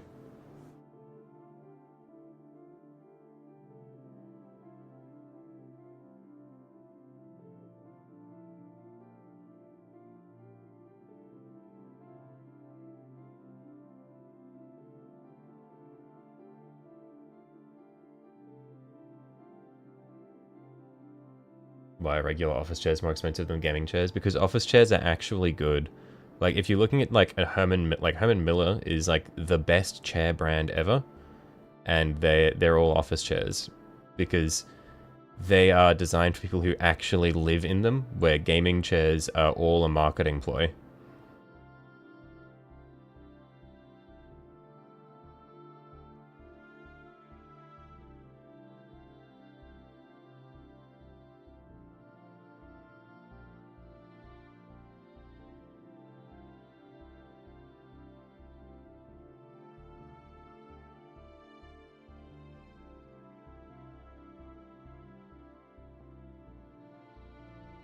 Gaming chair has been great for the last 7 years, or for the last 7 years or 7 chairs.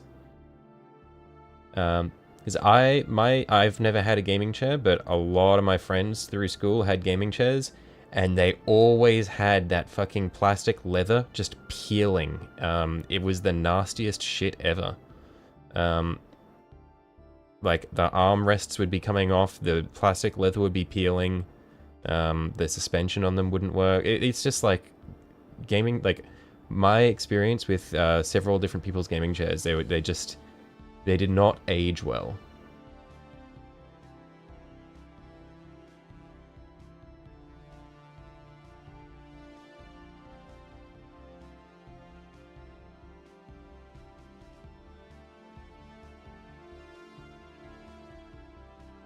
Years, right? Okay, yeah, because like. For my 18th, my parents, who fucking amazing 18th birthday gift, they got me a Herman Miller chair, and I've had it for 7 years, and it's just been fucking phenomenal. I think I'm gonna have this thing my whole life.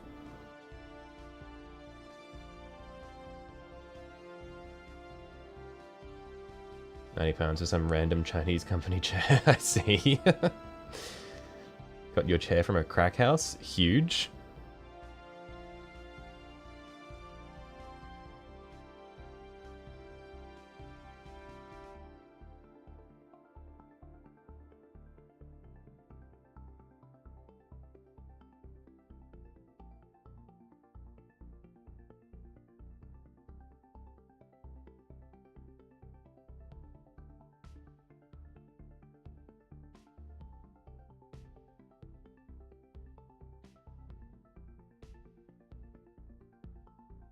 Cannot afford 1K for a chair. Yeah, I can understand that. I also would not spend $1,000 on a chair.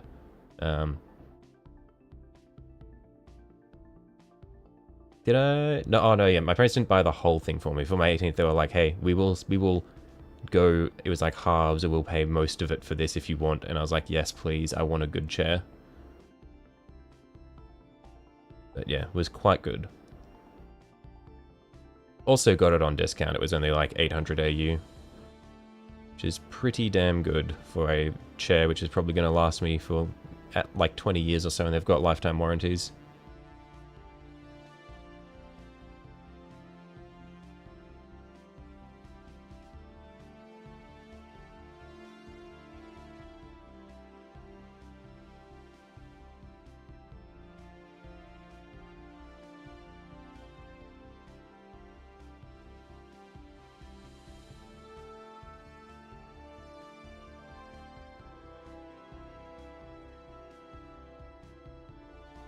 Chinese coin of a Herman Miller is £19 to 500 will do you.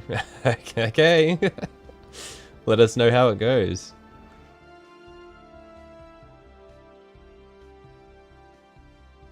The design is very human. It's gonna have like nail clippers attached to it.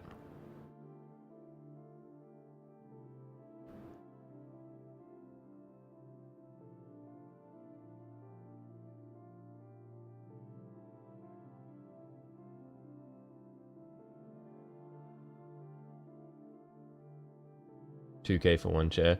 Hey, Mac. If someone, if you're going to be living your entire life in a chair,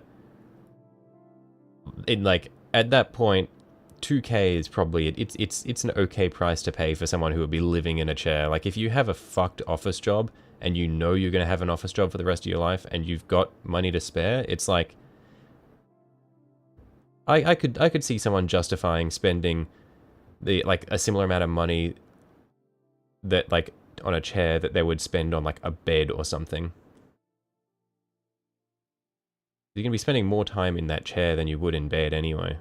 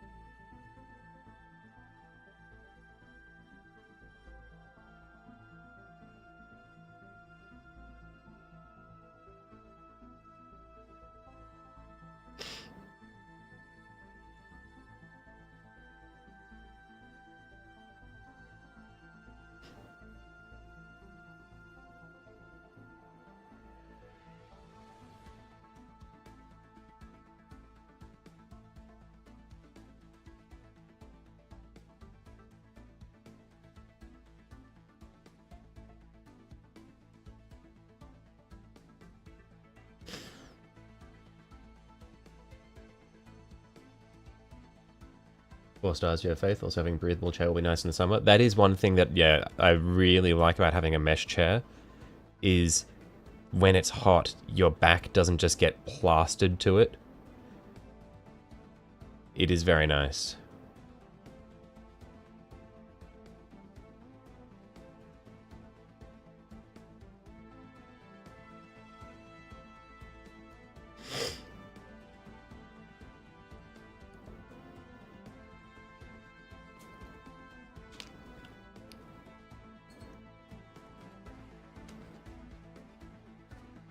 Okay, and so, yeah, we used the chocolate for the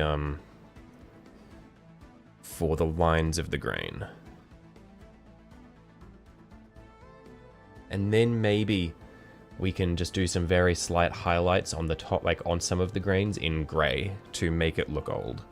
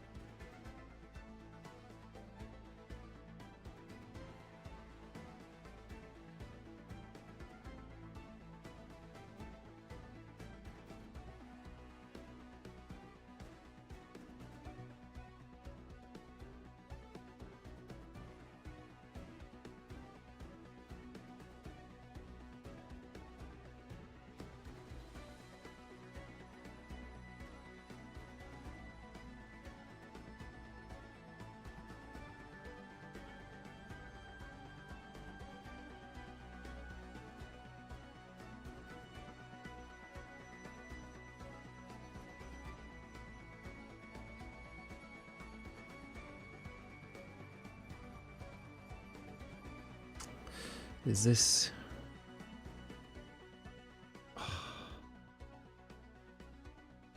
I don't know. I don't know. I think it needs to be darker again. I think it's also because we went over it with Agrex Earthshade as well. Maybe that's all we'll need.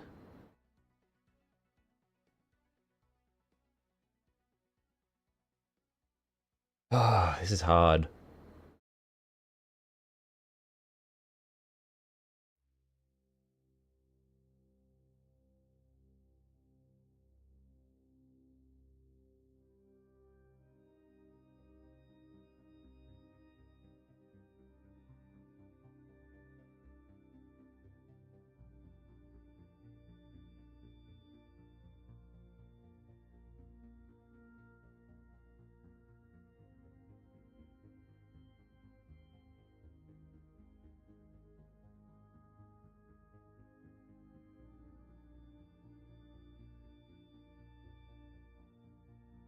think maybe I went a bit too thick as well. Truly living the dream? Yes, sir.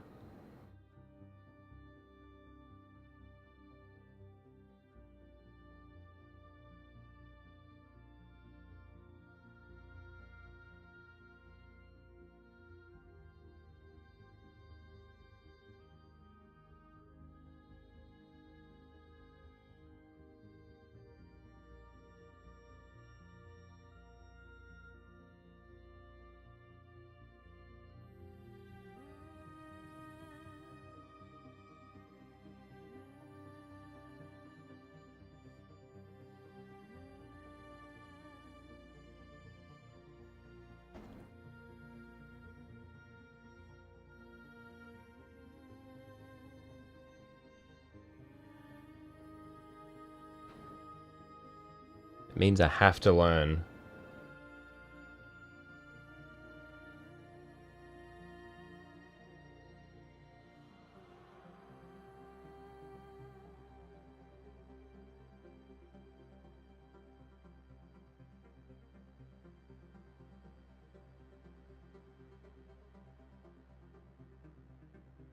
They take a pic or two of the finished Hive Tyrant. Looks about the same as last time I saw it. It's done now. Righto, yeah, keen to see. Anything to take my mind off this waking nightmare.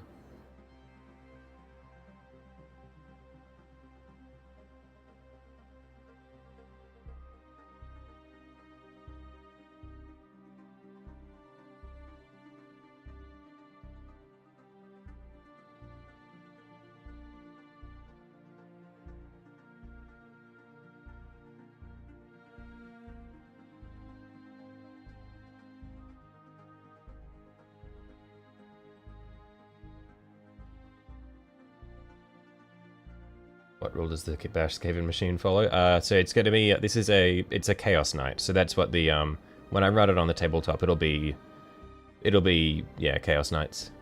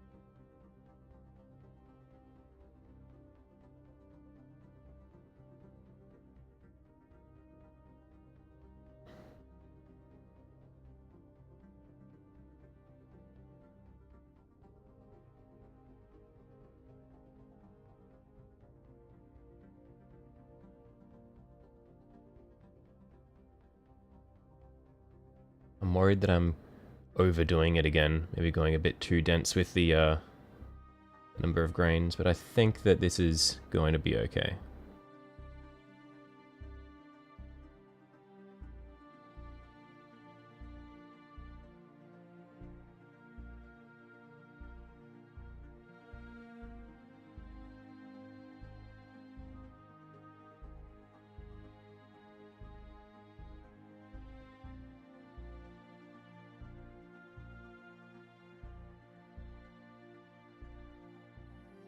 I think one of the big things that I've changed in my mentality of placing the wood grains is rather than drawing like spider webs, I'm now like trying to outline the sort of splinters.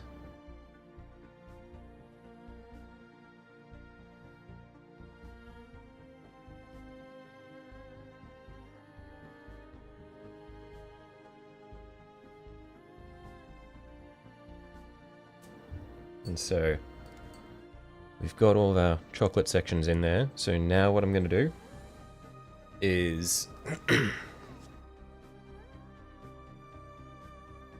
we're going to blackline some of the bigger splits and then introduce a little bit of grey on some of the really thin shards to make it look like they've dried out.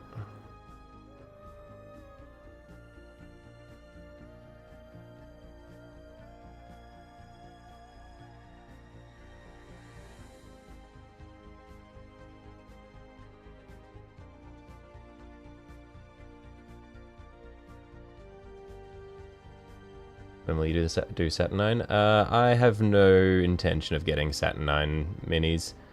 Like, they look cool, but I'm not a Space Marines guy, and they don't even have rules for 40k, so I would never use them. Also, because they flopped so hard with, because they flopped so hard on their launch, I kind of, I don't want to buy them, because I want GW to feel the pain of a flopped Space Marine launch.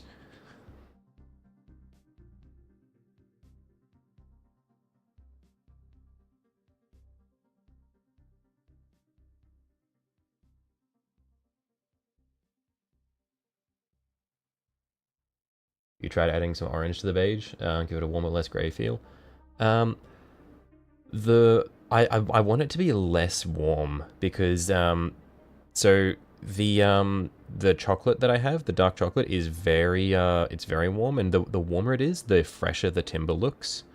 But since this is a Skaven machine, the timber is going to be completely fucked.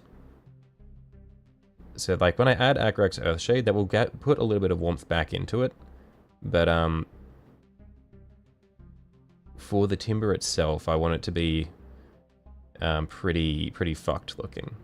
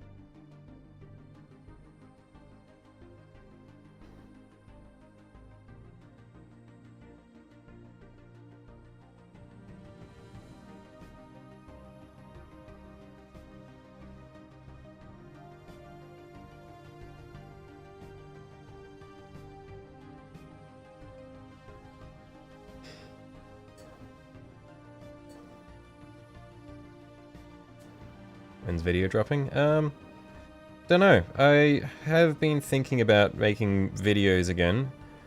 I've mentioned several times that the long time lapses are probably not the sort of video content that I want to keep doing in the future. They're just not fun to make in the slightest.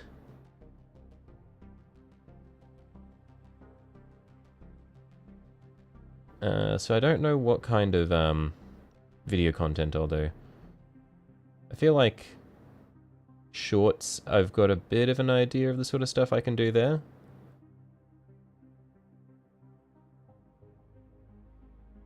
But yeah, I haven't really figured out what I want to do for my long form yet.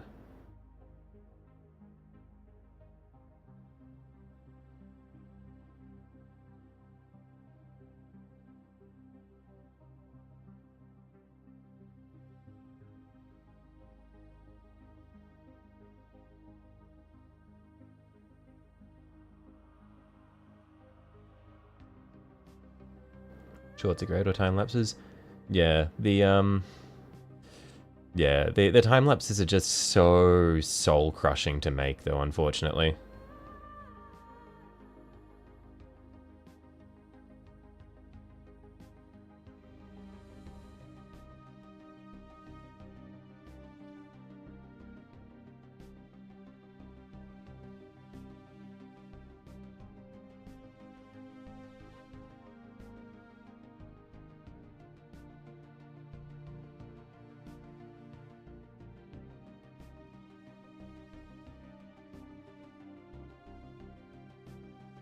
Okay.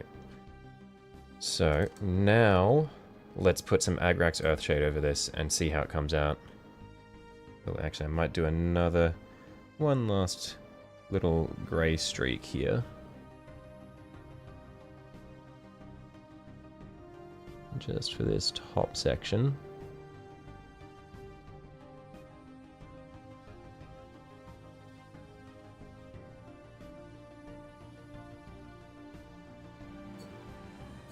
Yeah, and we'll let those dry. And then we'll give the Earthshade a try and just see how that tints it.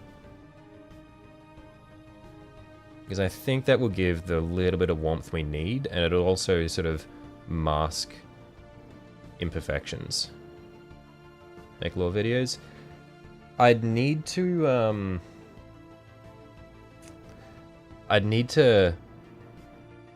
be like learn like I'd need to finish more of the books before I could get to doing lore. I've thought about it.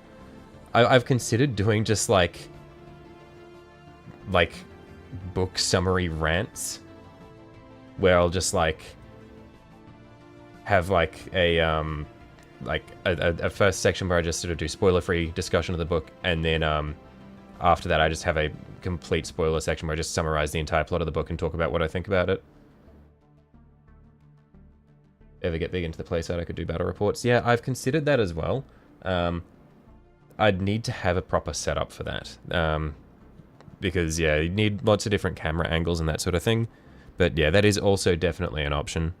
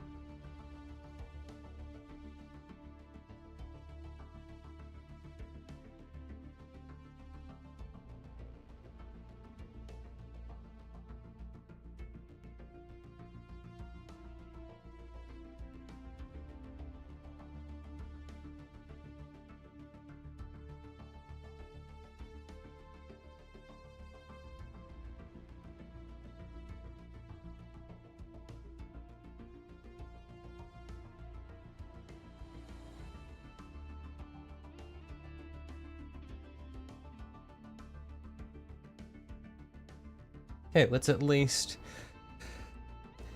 put the Earthshade on this bottom panel and just see if we've managed to get the the finish we want with it. This is where we find out whether or not the past 2.5 hours have been for naught or not.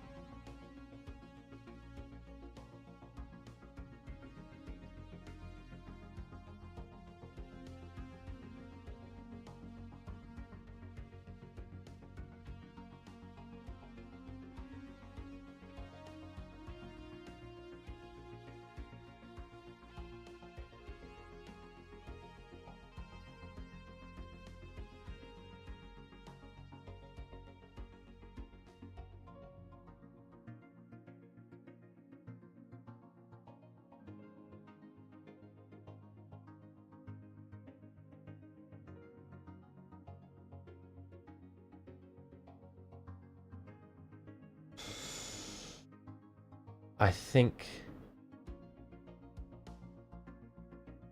it's not terrible. It's not amazing, but it does look like timber, I think.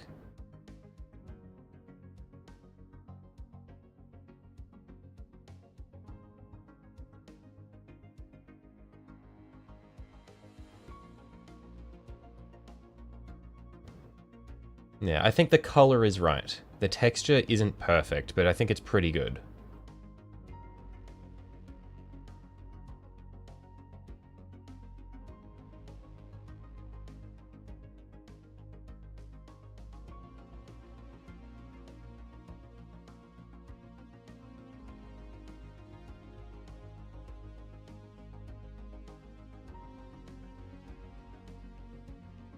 It'll be your favorite part of painting, trying for 3 hours and painting over everything when it doesn't work. Yep. Yeah, thankfully, I think that...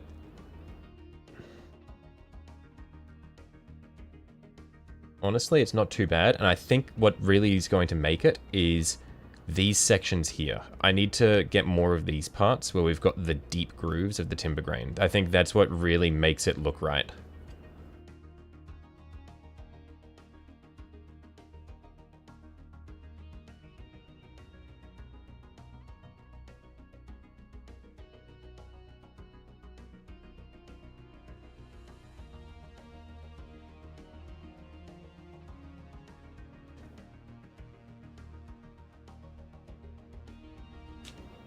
So we'll leave that be for the time being, let it dry, and go back to working on the next panel. And let's make sure we get a couple of those deep grooves.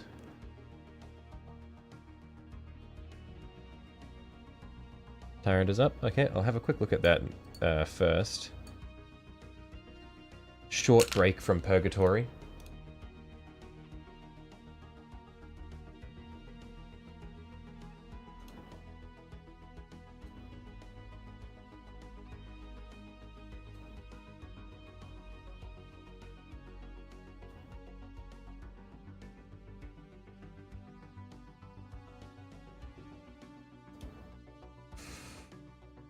Yeah, man, that is so nice. With the slight sheen on the chitin, it's, yeah, very, very beautiful. Wow. Holy shit. Oh, and the sheen on the flesh as well is super nice too. Looking good now. What should I put over it? It's just Agrax Earthshade.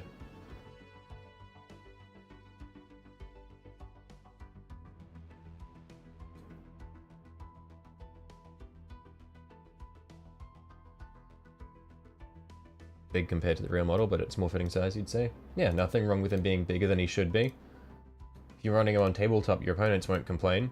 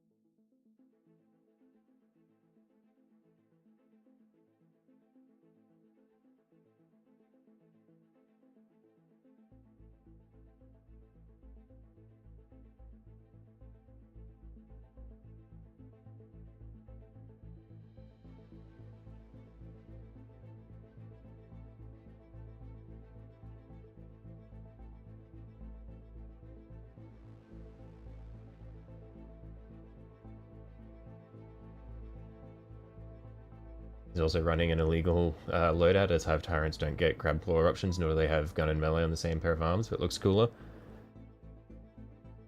Yeah, I always build according to rule of cool.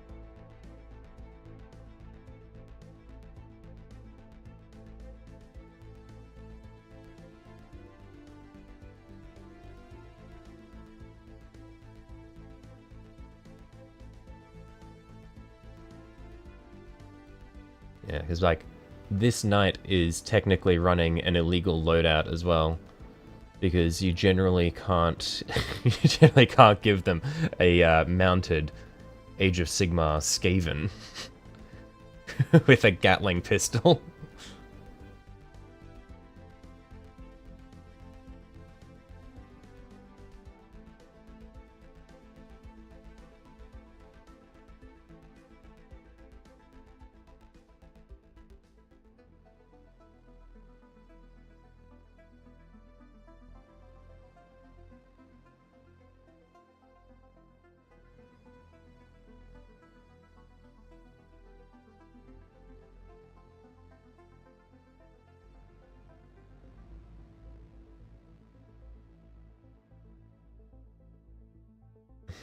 Nothing in the codex that says you can't have a rat gat. True and real.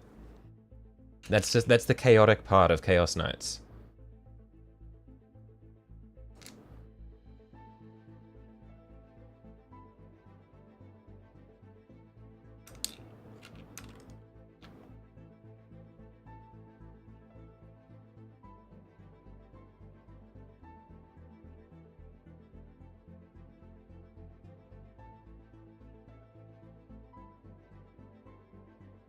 Also, glad you finally found a red that looks good in event flesh bits. Have to go back to Screamer Killer and add it. So how your color scheme looks so bright with no dark when it only has the first color. Yeah, no. What is the red that you've used in the flesh vents? Because it is really nice.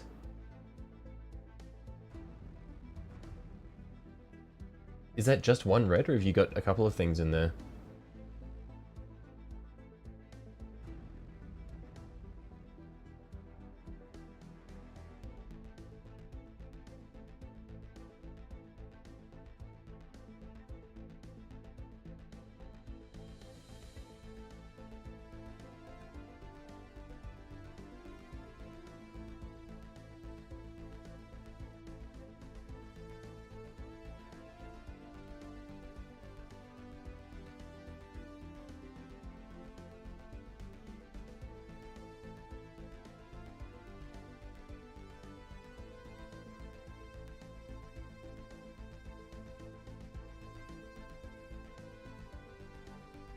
There's nothing in Codex that says grabbing the opponent's images and tossing it towards a wall is illegal. You're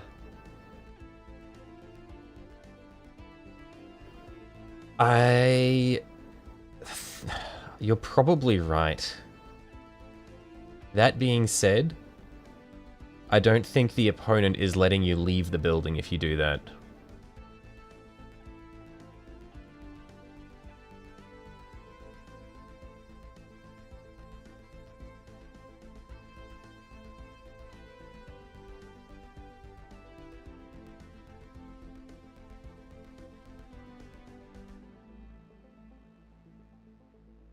Codex Astartes does not support this. Well, most factions, most factions in 40k, including the Astartes, don't support the Codex Astartes, Mac.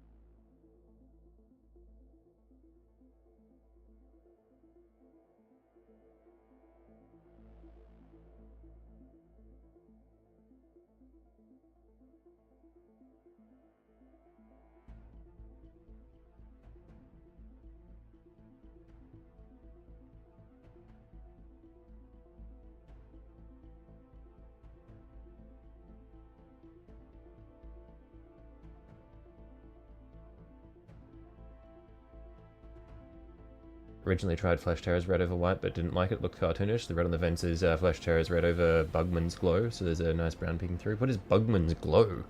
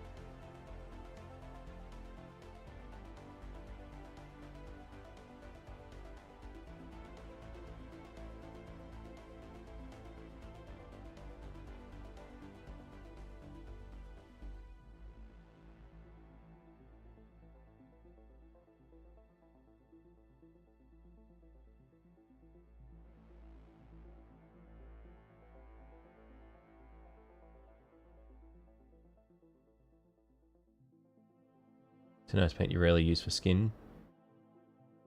It doesn't sound like a, like Citadel paint, is it?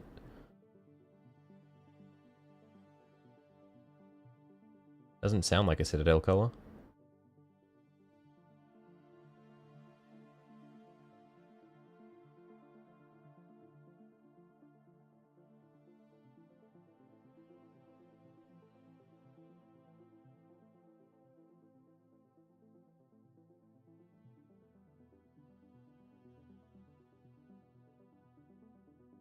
It is Citadel? Oh, okay.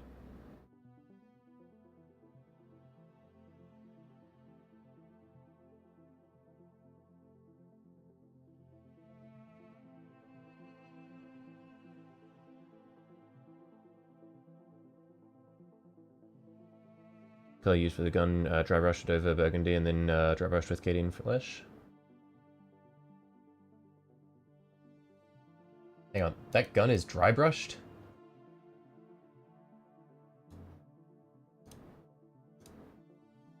That is a very clean dry brush you've got. Very clean overbrush.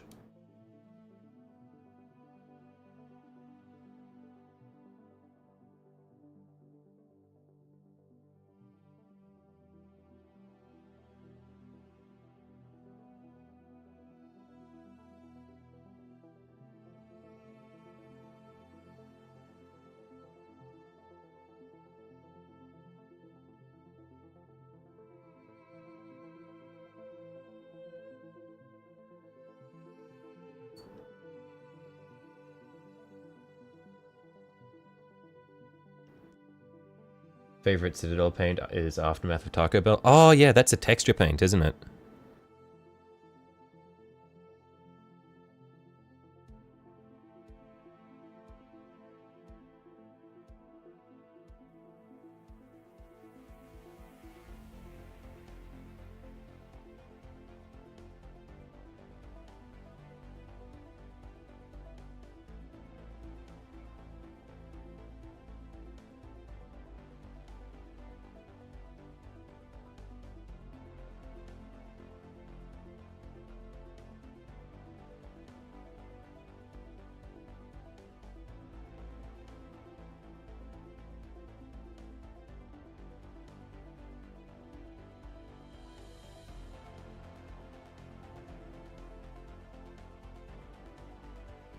Anyway, should you get the Old Combat Patrol as the Wraiths and the box of Walkers? The Old Combat Patrol is really good. I mean, Warp Spiders are awesome. Like, one, they're awesome. Two, they're really good on the tabletop if you have Lycus. Otherwise, they're kind of like... If you have Lycus, then they just turn into this obscene murder blob in melee. If you don't have Lycus, then they just exist to be annoying and teleport around the map, get points, and threaten people with their really shitty flamethrowers.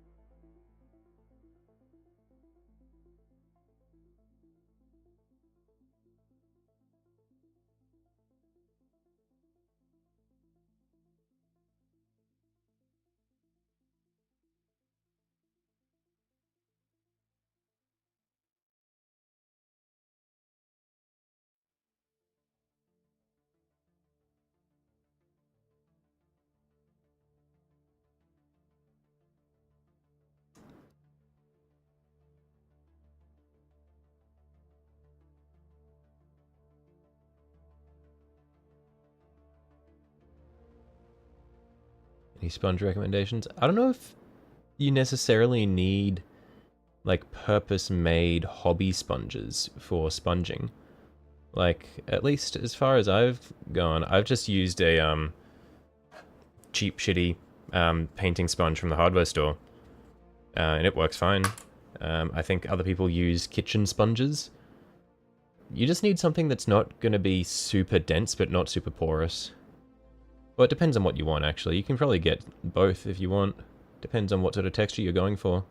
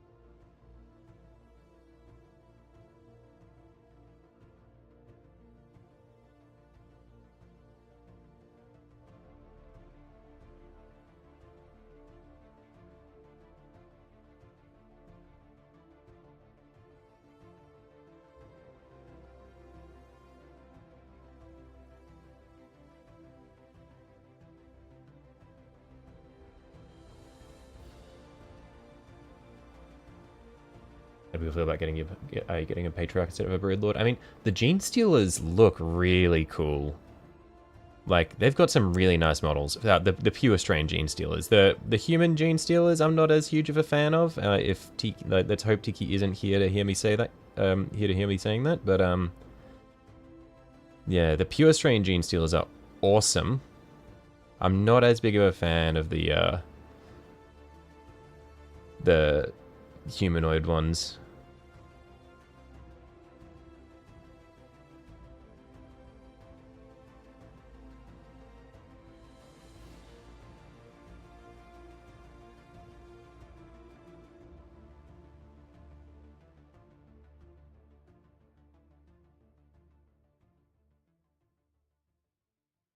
Have I seen the Broodlord? It's not a good looker. Oh, okay. Hang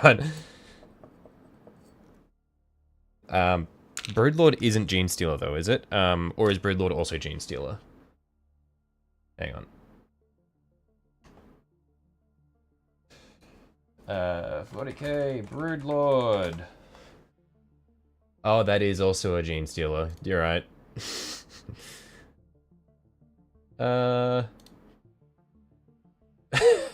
I mean, he's not the worst. He's... Look.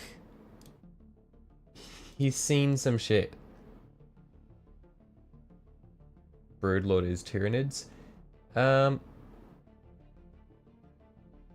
Okay. He looks kind of like a Gene Stealer, though. Is he not a Gene Stealer? Patriarch. 40k Patriarch.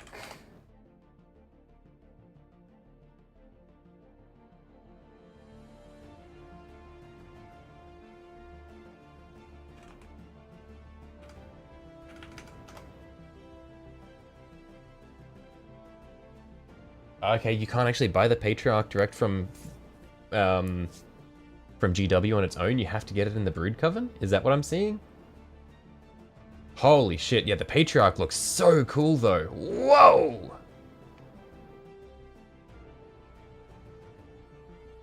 Can someone point you to the website that allows you to create army lists? It's called New Recruit.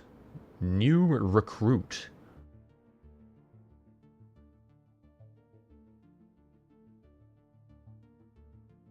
He's a Gene Stealer, not a Gene Stealer co-op model, where the Patriarch is the other way around. Yeah, a Coven something. Yeah, it's in the Brood Coven is where you get him. That you can buy online for like £15. Oh, well, go for it then. Yeah, I mean, the Patriarch is so good. Like, beautiful model.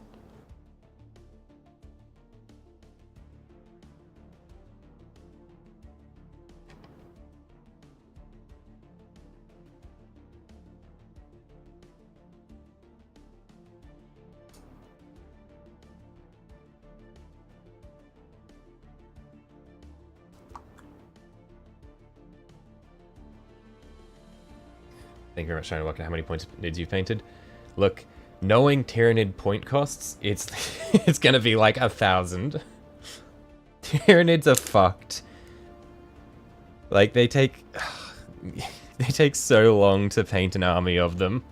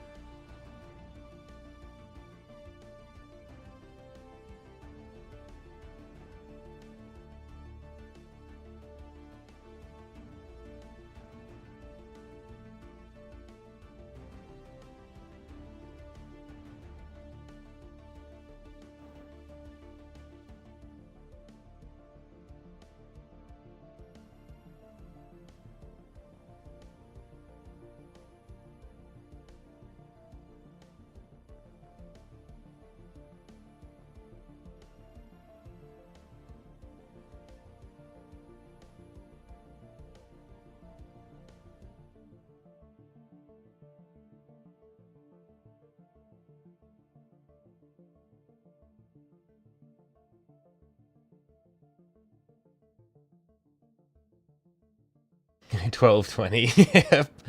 Yeah, Tyranids are so fucking cheap, which is cool when you want to field a big army. But when you want to field an army at all, it's just like, man, I need to paint so many of these fucking things.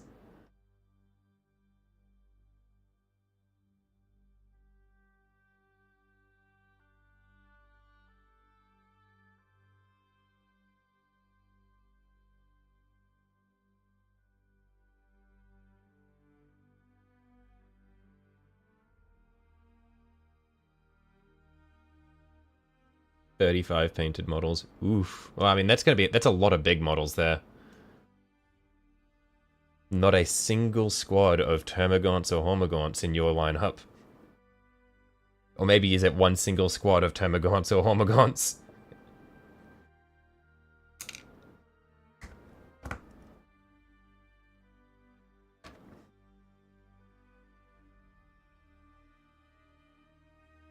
Use it by about 200 when you're done painting the next 20 models. Okay, so that's going to be a squad of Gaunts. 170. Yeah, that's 20 Termagants, isn't it?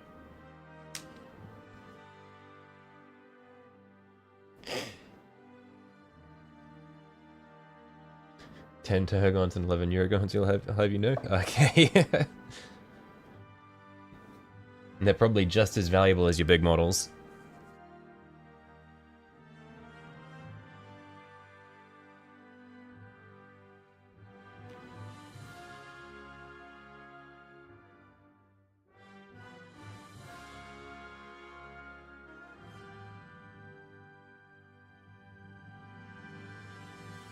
Made the mistake of painting 10 Gaunts together and it made you suicidal. You'd be sticking to doing 5 by 5. That was the the single most well-performing thing on my channel is me batch painting 20 Termagants when Leviathan came out. And yeah, that was fucked. I slap chopped them and that was fucked. Like, that was me painting them with very little care for overall quality in the end. That was just me trying to get through them because it was like, man, this is so bad.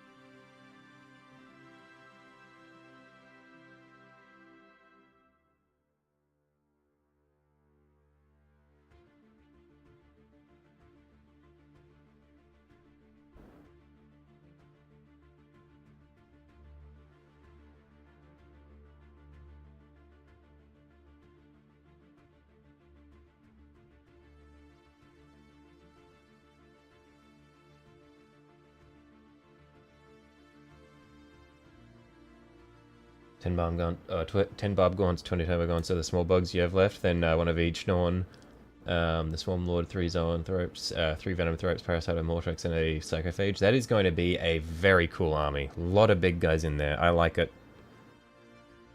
Man after my own heart. The big models are just the coolest models in every faction. Just the way it is.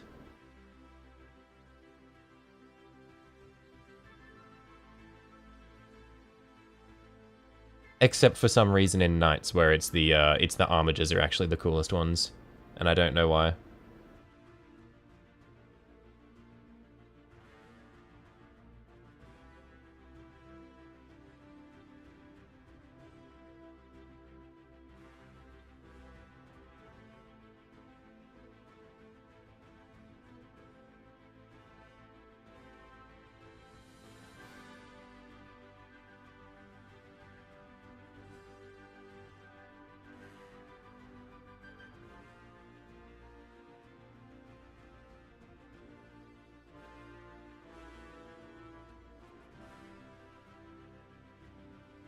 I think what I'm going to do is once I finish the timber green on these, I'm going to have the green glow coming out from the edges of the hatch there, And then I'm going to see if I can get a little bit of green glow peeking through the breaks between the boards here. See if I can make that work.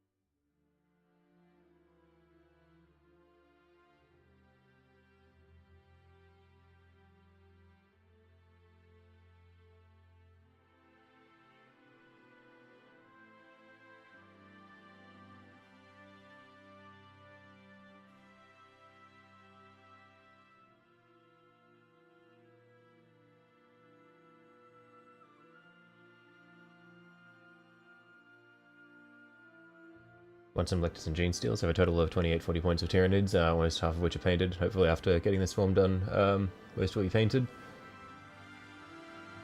If you stayed in the rhythm of painting 3 to 4 hours a day like when you started, Tyranids would be done by night. Yeah, no, that is an unrealistic expectation. No human can paint that much that consistently.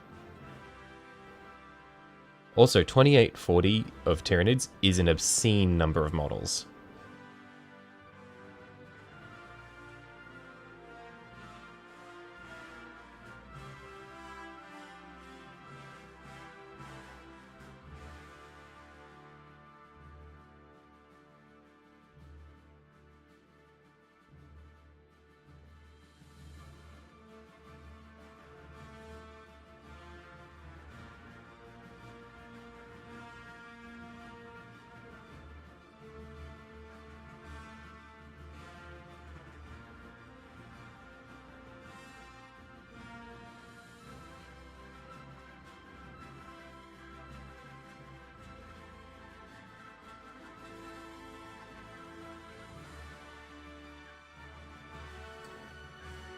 Very tempted to repaint your Eldari. I really need to get back and finish painting the my Eldar as well, because like before I took my break, I'd very quickly base coded a lot of them, and then I didn't end up finishing them up. I really need to go back and finish them. They're just kind of like staring at me.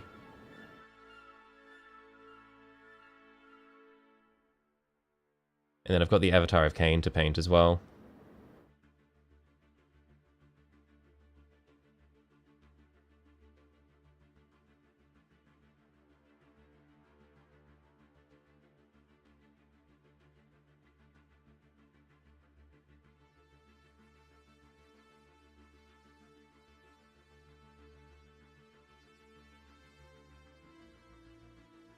When you originally painted your elves, you painted for 2 weeks straight, like 6 hours a day. That's fucked up. That is a crazy level of hyperfocus.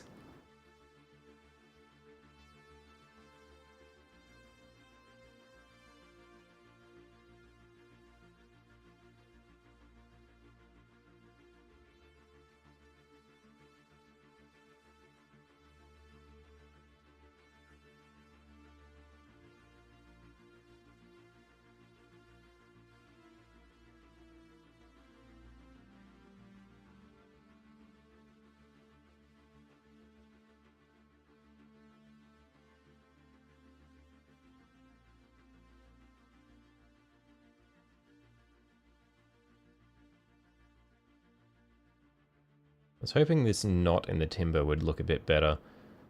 But I think I need to feather the edges of it a little bit to make it look like a knot.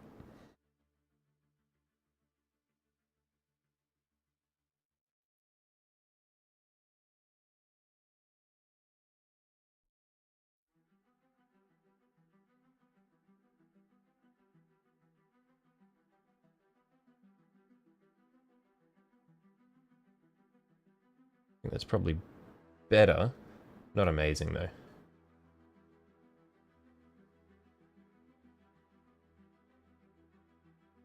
Also, you can finally paint your new teeth without them looking like they have buck teeth. Agrax does also help. Agrax Earthshade is just magic in a bottle. But easy new recruit next time you play seems to be a lot easier than jumping between Warhammer pages. New recruit is pretty good.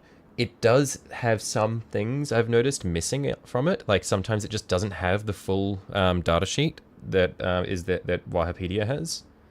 I don't know why, but yeah, it just is incomplete for some things.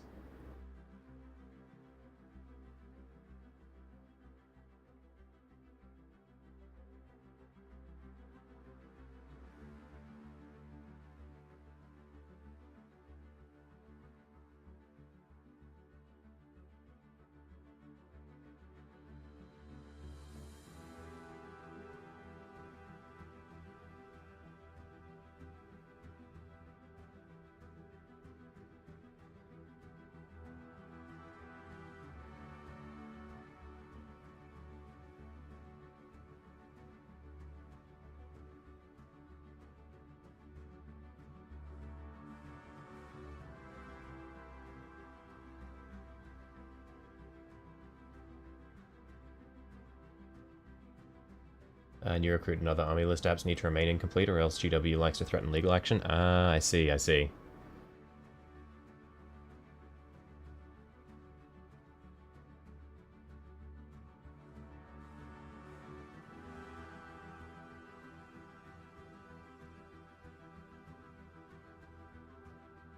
I mean, for needing to remain incomplete in that case, Wikipedia seems to be awfully complete about everything it has. It is excessively detailed.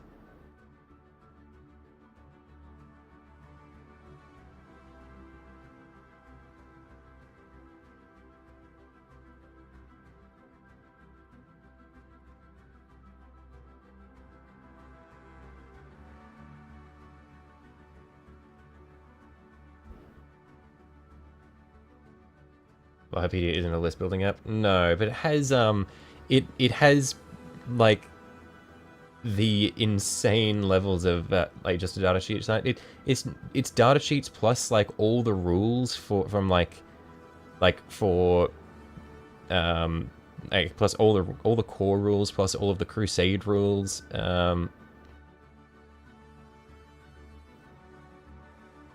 Yeah, I don't know. I feel like it has a lot of things which I feel like GW would want to keep under paywall.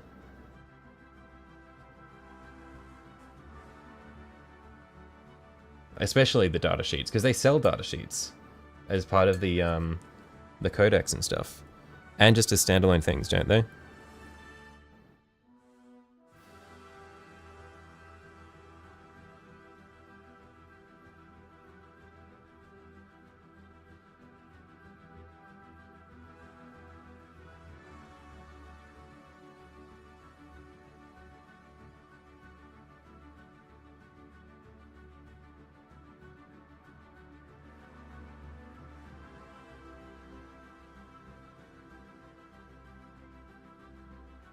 The moment Wikipedia steps across the line, they'll be taken down.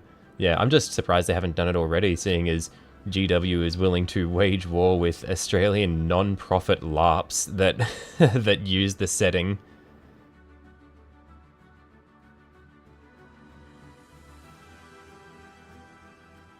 But meanwhile, Wikipedia is out here just with all of their datasheet rules.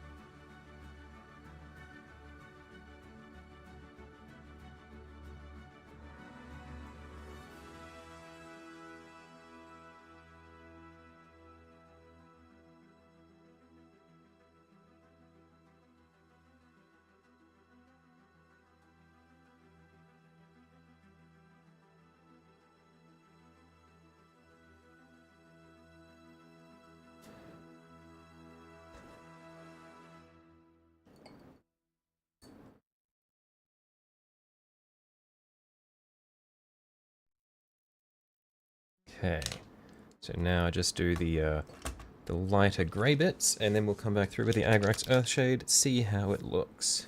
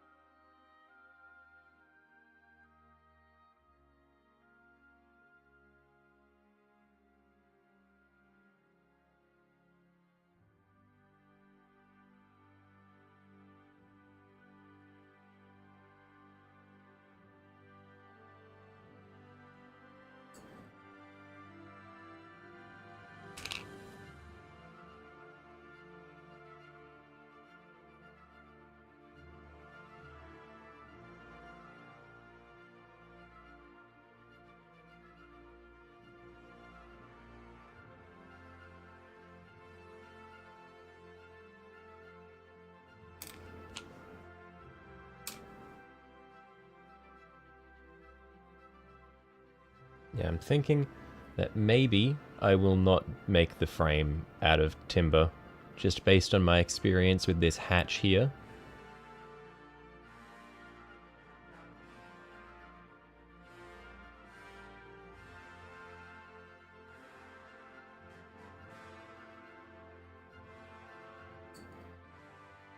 Because even this is sort of... it's barely looking like timber at the moment. I don't know how I'm gonna... like, the color is like timber, but it just doesn't really... well, we'll see. We'll see. Maybe we can save it. I think the big thing is defining the edges of the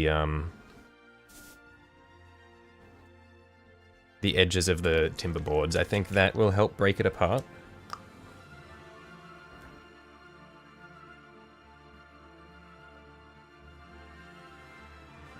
So let's just establish. Let's get the let's get it all to the Earthshade color. And then I think lighting we can probably use to try to make it look like timber as well, because it's gonna have, if we can try to simulate texture with OSL.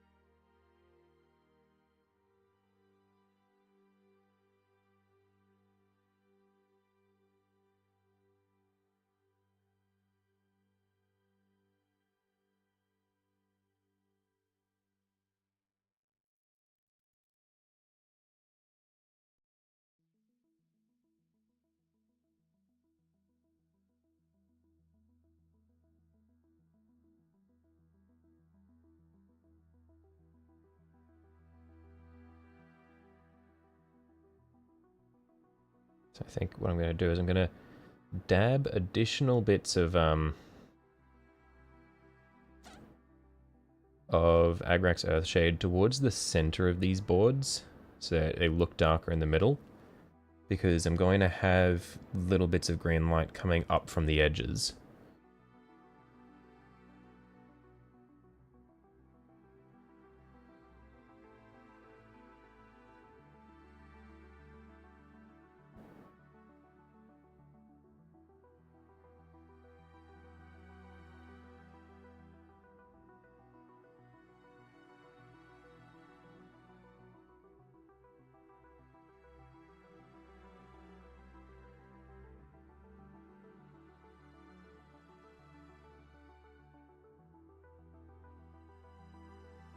Yeah, I think I definitely need to find a way to separate the different boards of timber, because right now it just looks like a lump of something.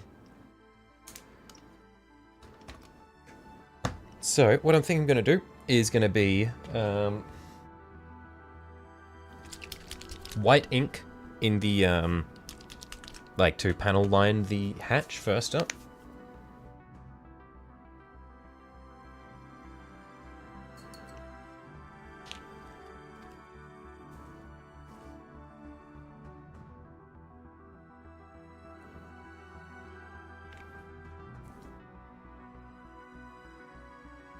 And then we'll see if we can get our... And then I think it was Striking Scorpions Green was the green contrast that we'd used for all of our OSL and stuff.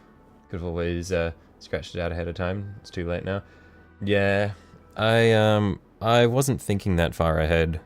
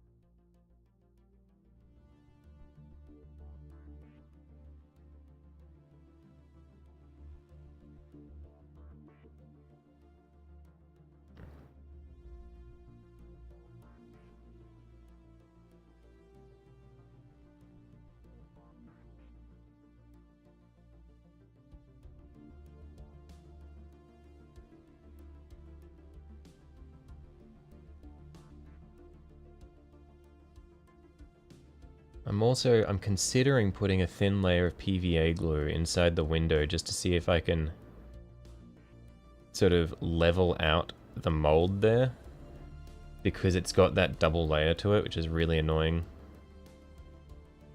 I don't know if that'll sort it out or not.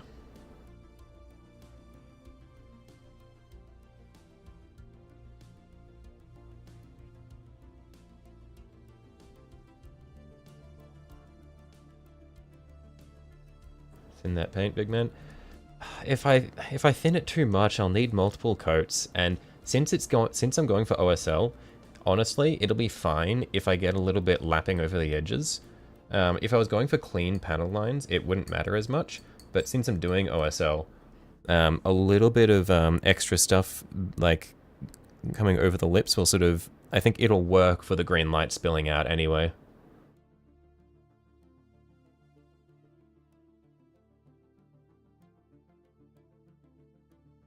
Although maybe for this bit that's a bit more awkward to reach, I might get a little bit of moisture there, just because I'm liable to get more spillage.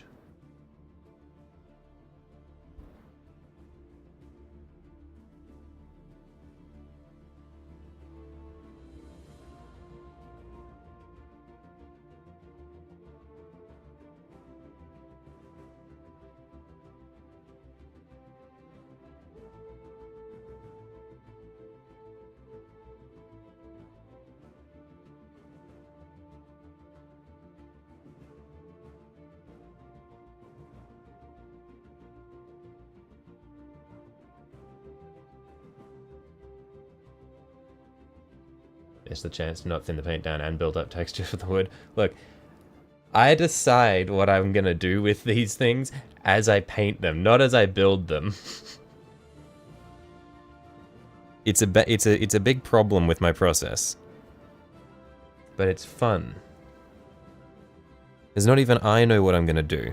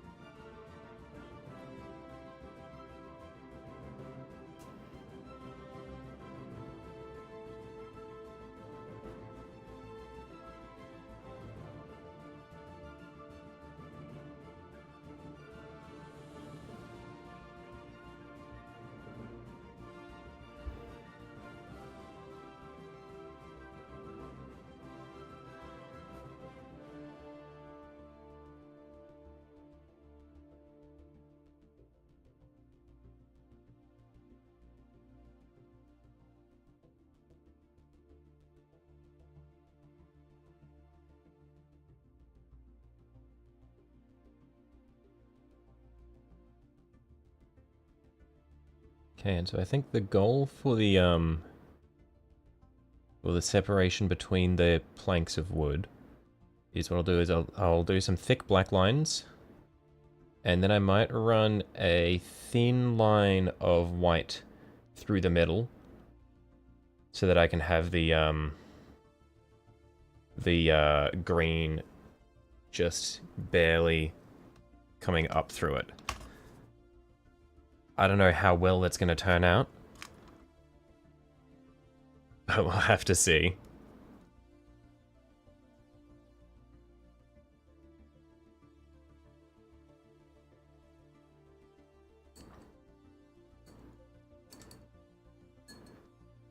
So we'll just need to re-emphasize our thick black line for the borders between the wood boards.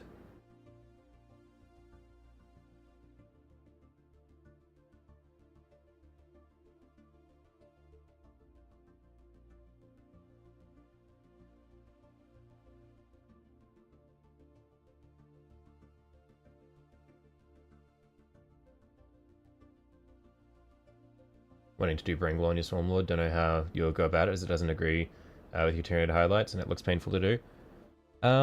The Brain Glow that I did on my Neuro Tyrant was a lot of fun, and it wasn't too difficult. I don't know if the same method will work for your Swarmlord or not with your color scheme.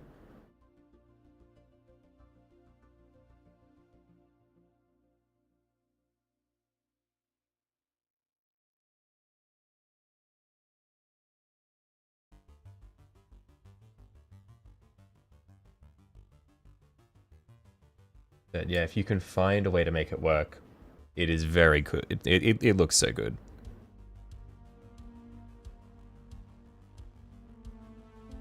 It's a fun challenge.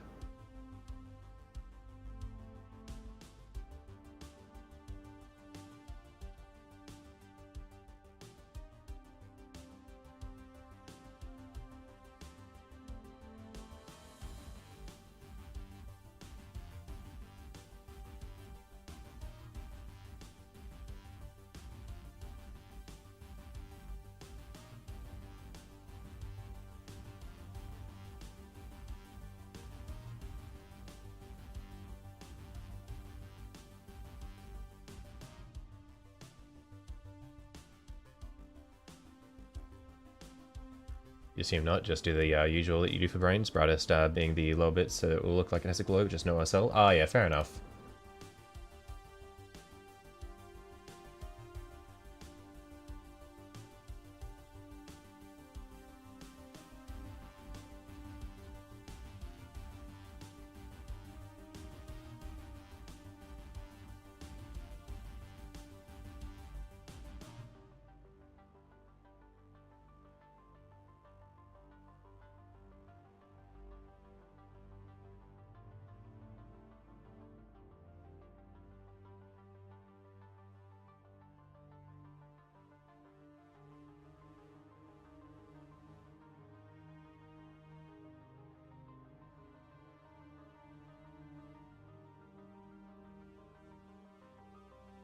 Fun to paint anyway, your first green stuff model. Oh, this is the guy with the extended jaw, isn't he? Yeah, he looks very cool.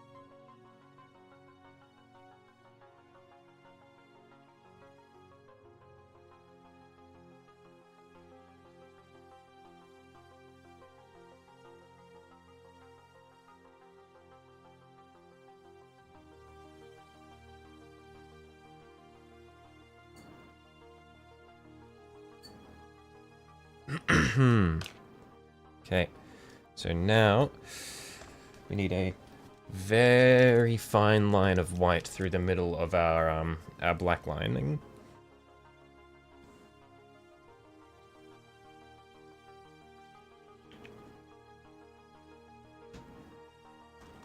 Don't know how well this is going to work out, but we'll have to wait and see.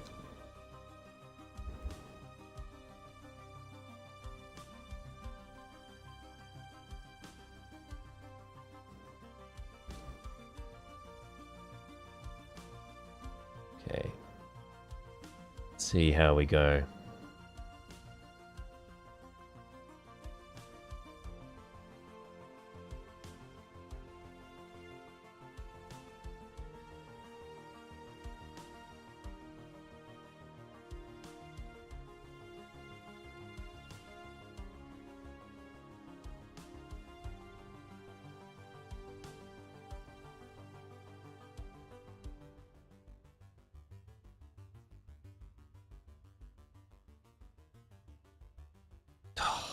Jeez.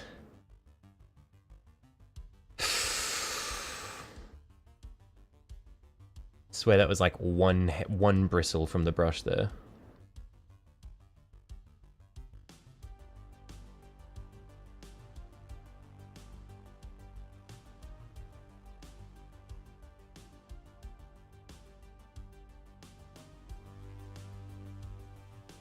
Oh, now the paint's dried on the brush.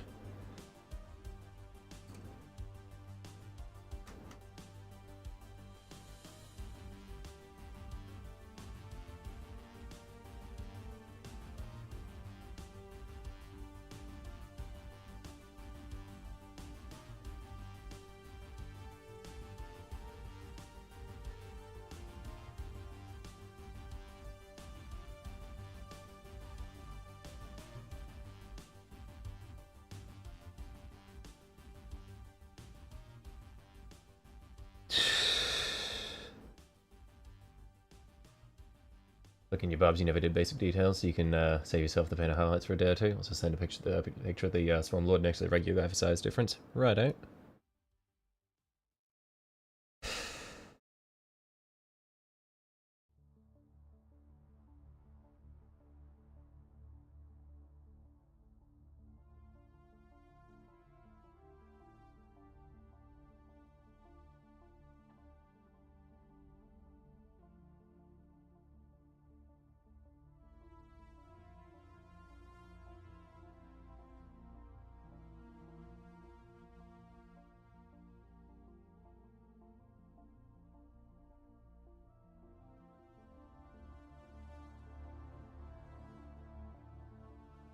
But yeah, I don't normally find myself holding my breath to to paint, but with this, it's so fine.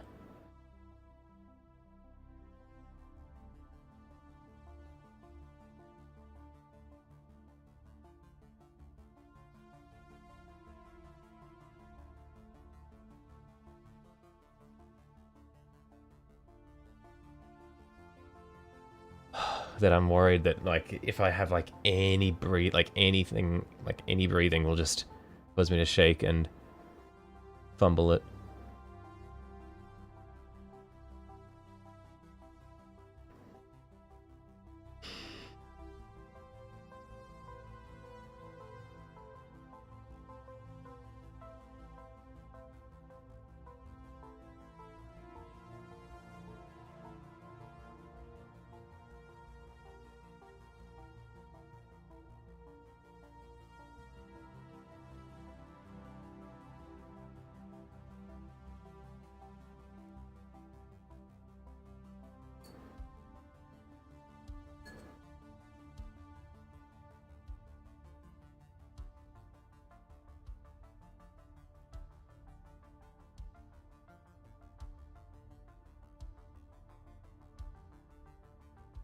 That was a bit too thick. Well.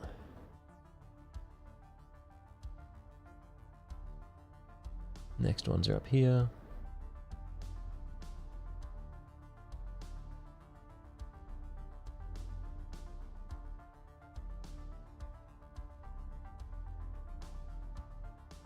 And it doesn't really have the border here, but we can just put a little bit of white in the recesses there for the glow.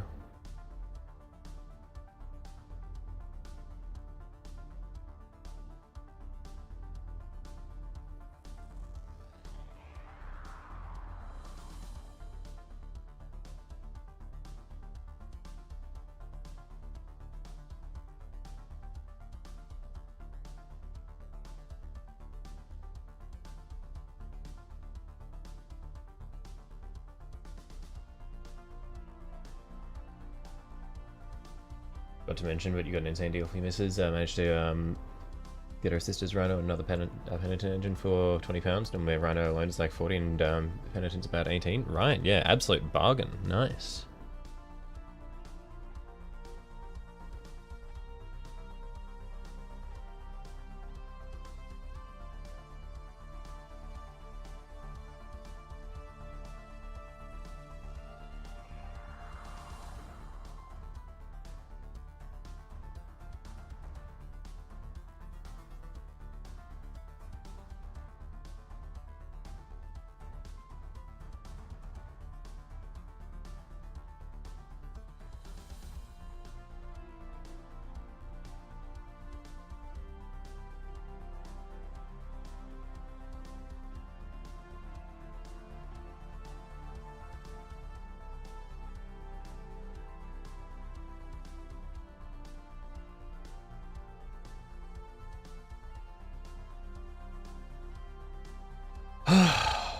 Okay.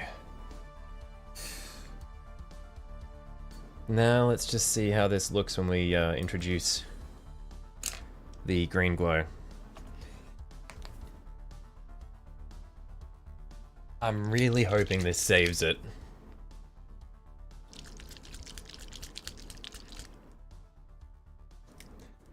Best part was it was a local meetup, so he didn't have to wait for shipping. Guy mentioned he was working on Tyranids and gave up other armies. So if you Lucky he sells needs too. Ah, nice.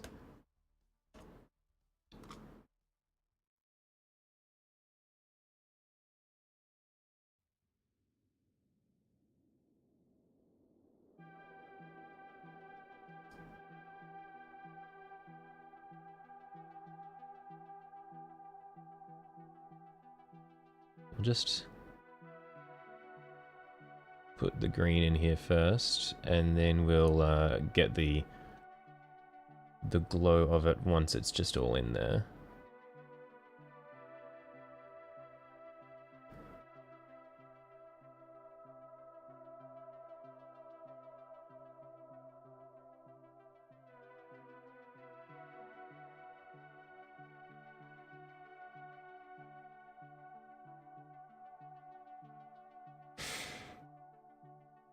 Oh, hang on. Actually, this could do it. This seriously could do it, just looking at this.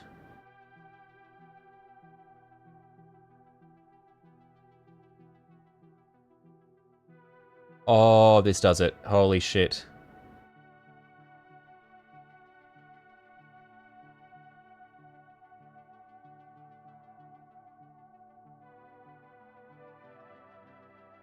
Holy shit, I'm a fucking genius. Oh, victory.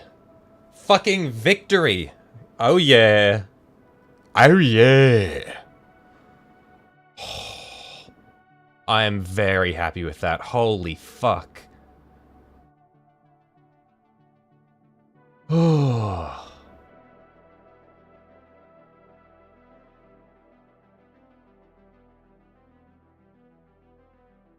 This has been fucking 3 hours and 40 minutes in the making. I am so glad that worked out. I would have been really sad if it didn't.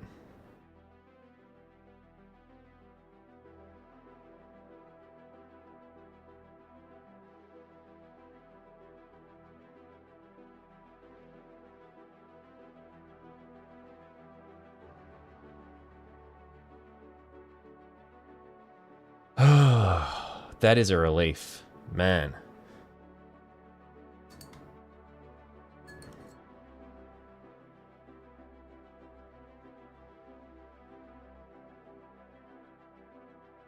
I still will not be doing the frame out of timber though. The hatch is enough heartache for me.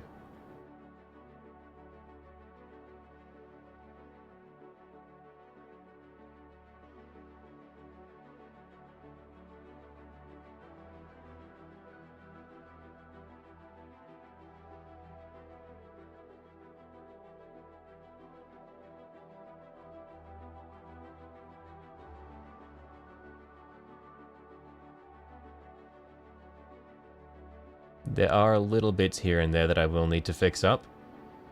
Like that there. Frame as in the trim. No, frame as in... I was considering doing, like, all of this. And, like, over here, out of timber. Make it look like some rickety... some rickety fucking contraption. But I've decided against it.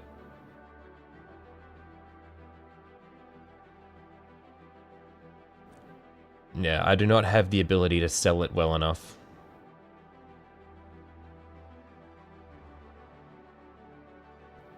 I need to do some other... I need to get better at doing timber on just like flat panels before I try to do it on something like that.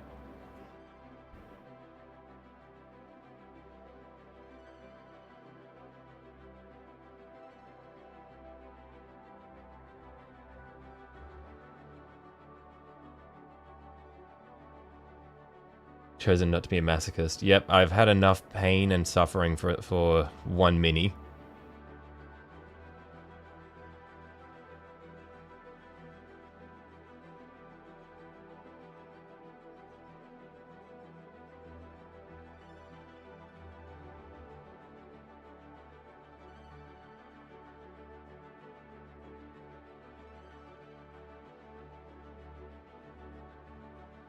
Sent me a picture of the tyrants next to each other. For reference, regular one's about 1.25 times the size of the normal hide tyrant. Righto, one sec. Let's see what we've got.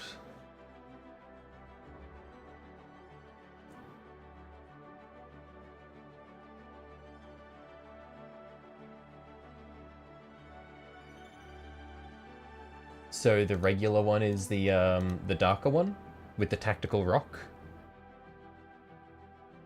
So with the new one, is that the scythe arms, are those like Carnifex arms or something, or Screamer Killer arms? What did you take them from? Did you get them from a Norn?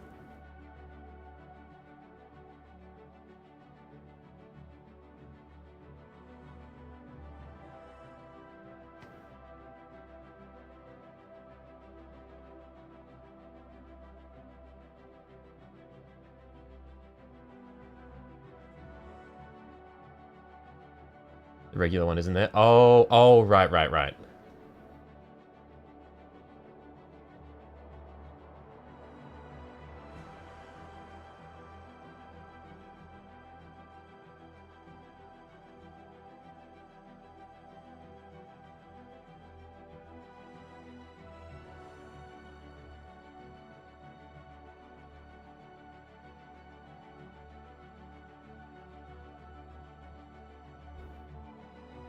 Both the modernized Hive Tyrant, one with a much bigger and thicker neck. Right, okay. The talons are from the Tyrannifex. Oh, okay.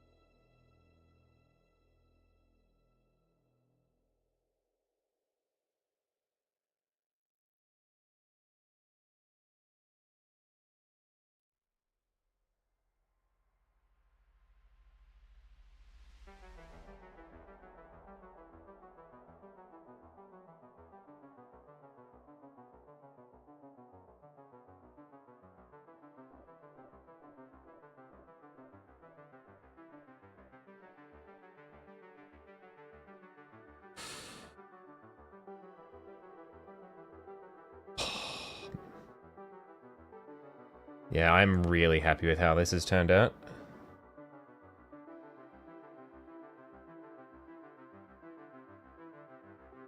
I think the one thing left here for me to do,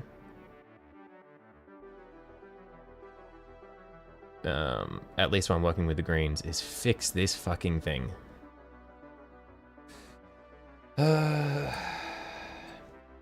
will it look if I at least just put the correct green in there just to start off, just so that we can see where we're going from.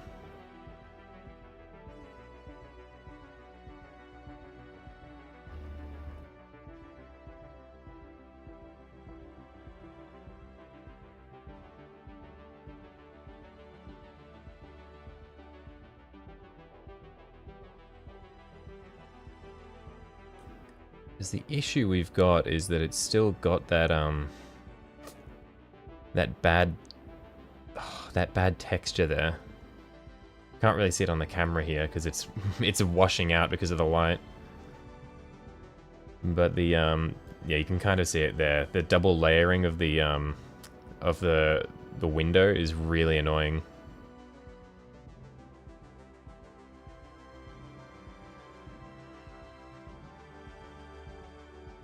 Maybe what I need to do is I need to put a blob of varnish in there, and then just paint over that.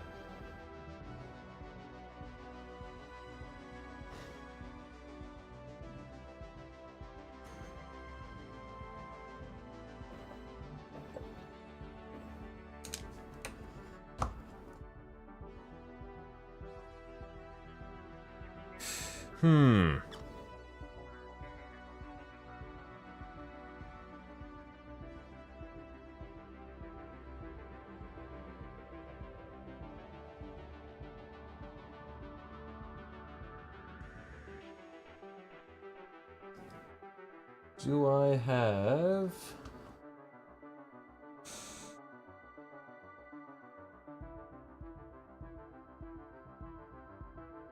No. I don't appear to have anything for that on hand at the moment. Maybe I can actually clean that up just with some Earthshade for the little bits that are peeking out.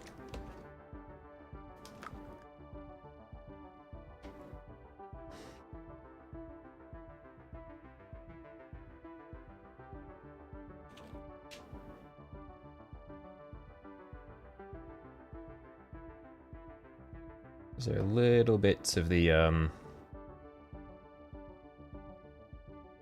green here which have washed over, or the white which have washed over onto the hatch.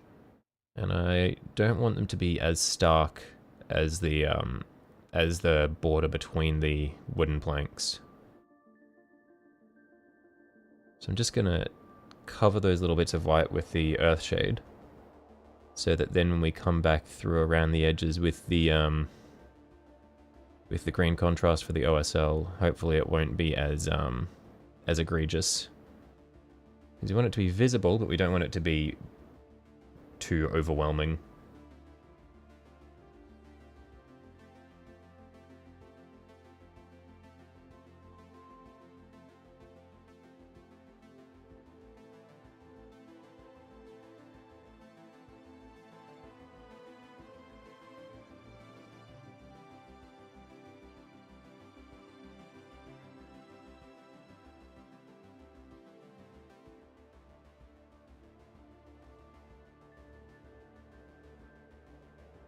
So, now, in the meantime,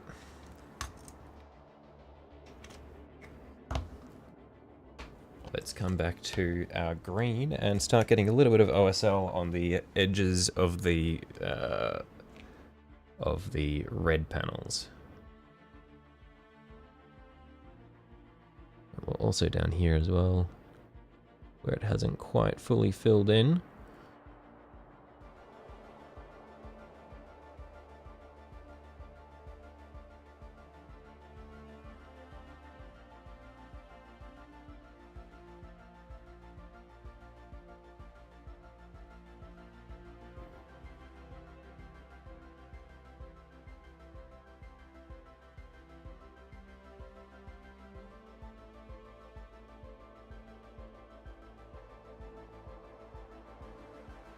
Yeah, I think we just want to lightly feather this onto the red panel around the edges there. Don't want it to be too crazy, because it's not going to be a super strong light that it's casting. But we just want it to be spilling out enough that it's noticeably glowing.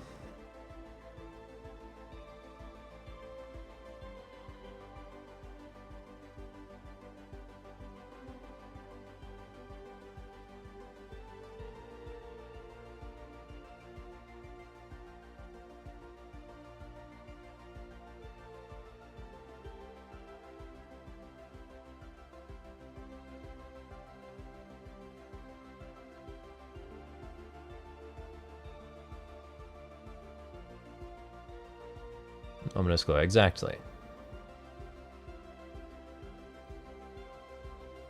Because it's not going to be like the injectors of warpstone that we've got on its legs, where it's like the source of the light is exposed and sort of just beaming everywhere. Because this is, at the end of the day, it's still indirect light that we've got here. So it's not going to be casting really strong beams on everything. It's just whatever's managing to escape around the edges of the hatch.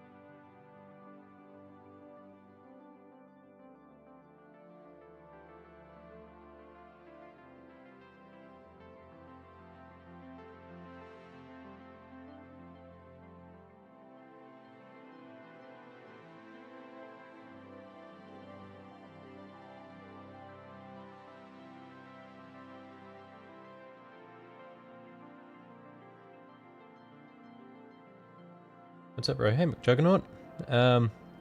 You've arrived. You've managed to avoid all of the pain and suffering of this stream You've arrived right when we've just started, like right when I'm actually happy with what we've achieved. We've been working on this hatch for like 4 hours now, and I've only just gotten it to the point where I'm happy with how it looks.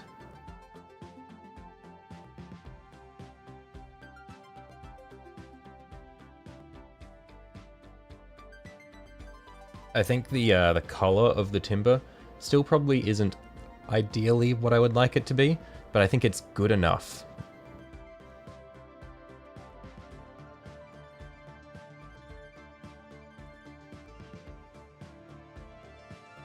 W love the Kitbash. Yeah, thank you. Yeah, I'm excited to paint the little man once we've finished most of the rest of the model. He'll be the last bit we do to pull it all together.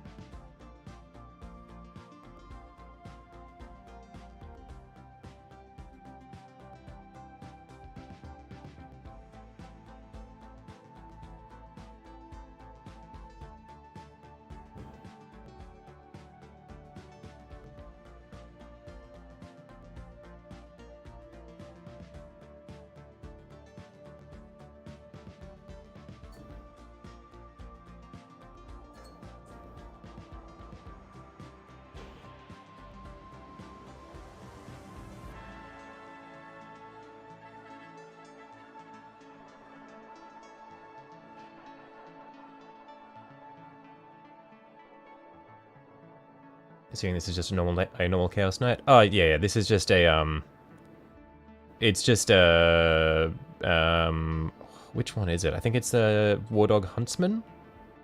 I think it's a Huntsman. I think that's the one it is. But yeah, I just want all of my Chaos Knights. I'm going to have them be Skaven themed. Because I've got a bunch of Skaven kits and nothing to do with them.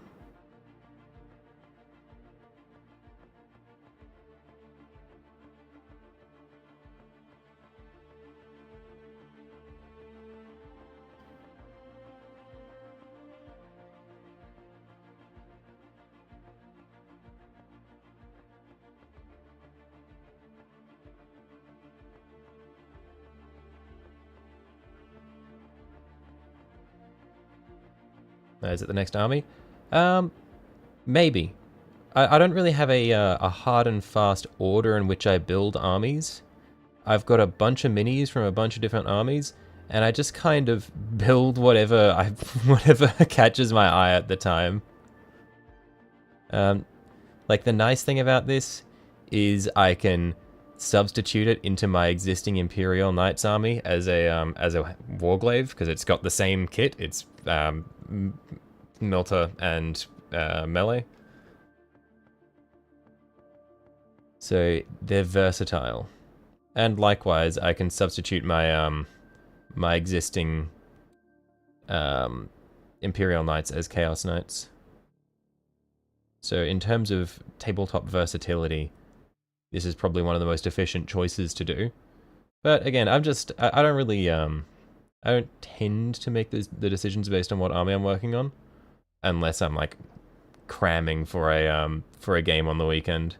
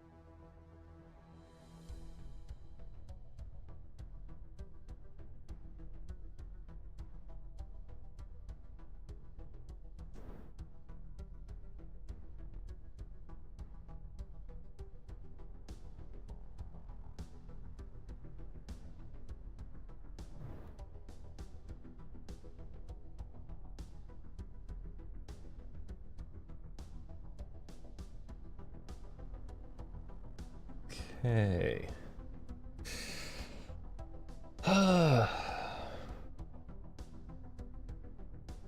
Almost got this glow sorted.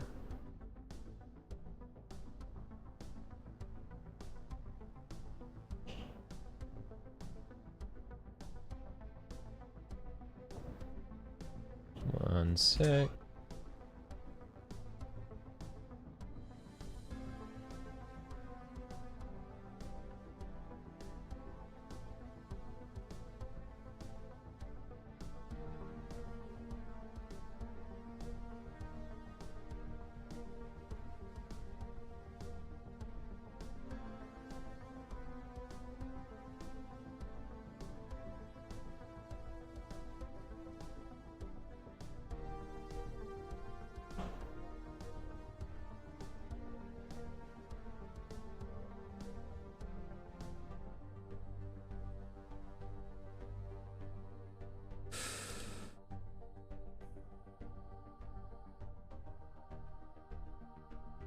Okay, I am liking this a lot. Yeah, I think last thing I'm going to do for that is I'm going to put a blob of varnish just on the hatch, or on the window, and just hope that that will settle in such a way that it eliminates that double line in the window there.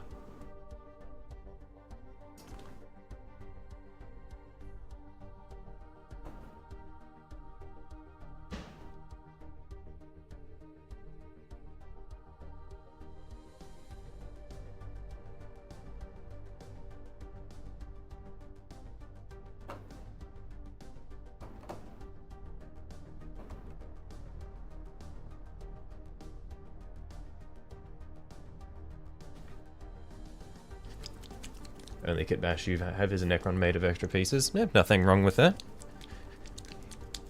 Don't necessarily need to grab things from other from other armies in order for it to be a Kitbash. Sometimes you just want to make it more complex.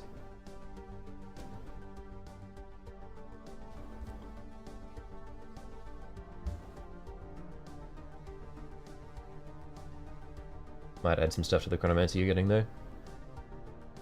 Yeah, I haven't really kitbashed much, but these knights are a passion project.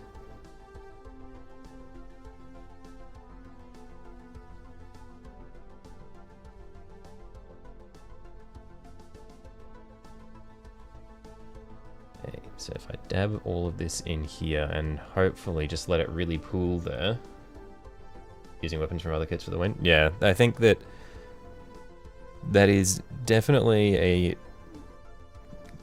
good thing to do. I'm gonna have to do that a bit with my Chaos Knights actually, just because the Hound Pack Lance box that they did with 7 War Dogs, it's 7 War Dog kits before, so they released the Hound Pack Lance with the new codex, but then the weapons that they included with the Hound Pack Lance don't allow you to build the models into all of the new codex versions of the War Dogs, which is really annoying.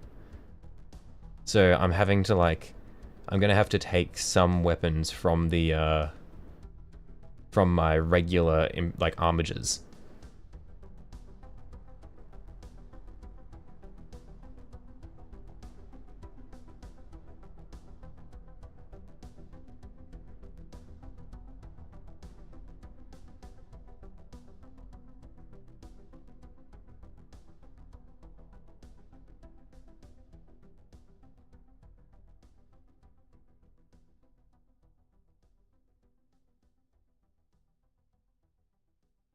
Check Discord. Yep, one sec. Just want to get the bubbles out of this varnish.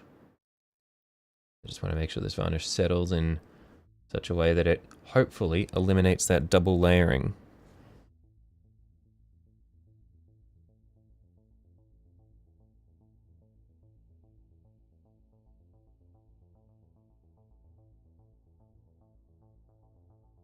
Yeah, I think that should be good.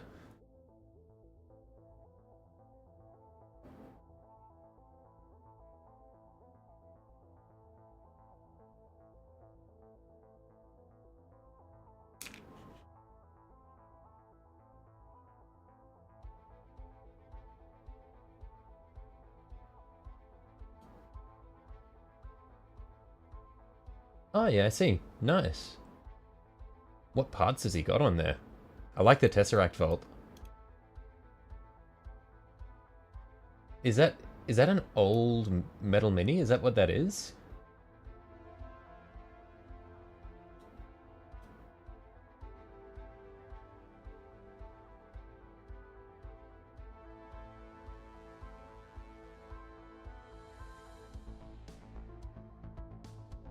Or has he, have you base coated it in silver?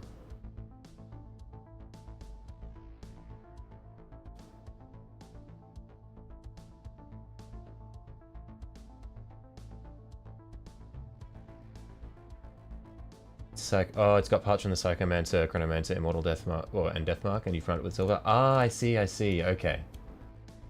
Yeah, I wasn't sure if it was one of the old metal minis, and that's why it was all silver if you had primed it in silver. I think only primer you have. Yeah, I mean, nothing wrong with having a metallic primer when you're doing Necrons. Saves a lot of work.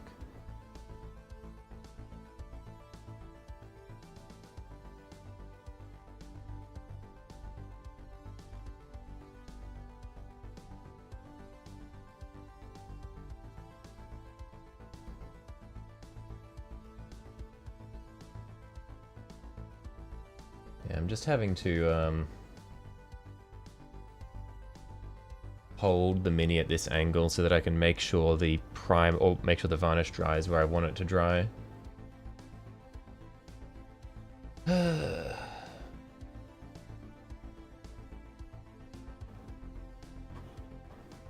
yeah, honestly, I think I might call the stream for the day here.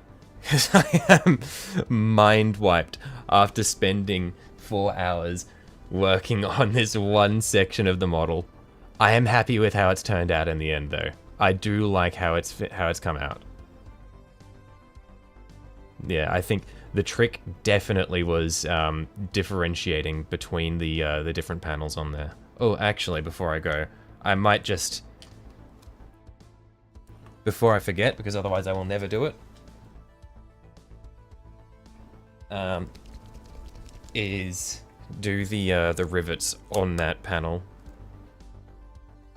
because otherwise I will forget about them and never touch them.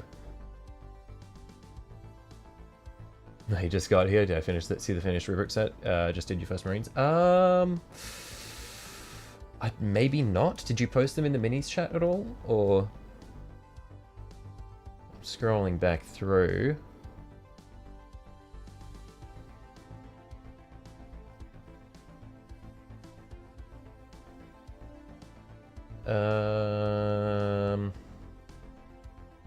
No, I can't see them. Do you repost them in the minis chat, and then I'll have a look at them.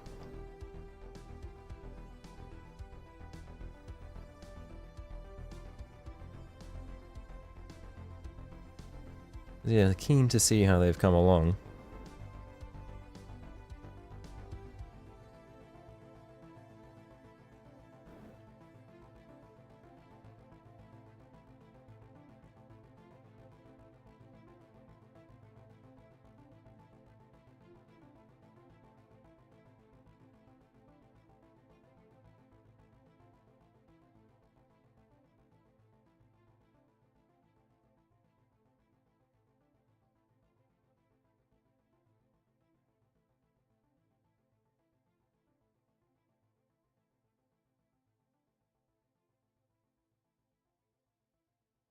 You pinged me? In general? I see. Oh, wow, nice. Yeah, very nice. Well done, mate. They're real messy, though. No, I reckon they look really good. I would say one thing that can go a long way, one thing I really like for all of my minis, is I try to keep the edge, or keep the rim of the base clean, so that the contents of the base are all contained to the top edge of it. It makes it look really clean. Just if you have like all of the if you have the terrain only on the top surface of the base, and then the beveled rim is just like a clean black, I think that goes a long way for making a model look a lot cleaner. But I think that the paint job on the rubrics themselves is really nice. They've like, They're just such nice models as well. Like all the trim on them, when it's all painted nicely, it looks so good.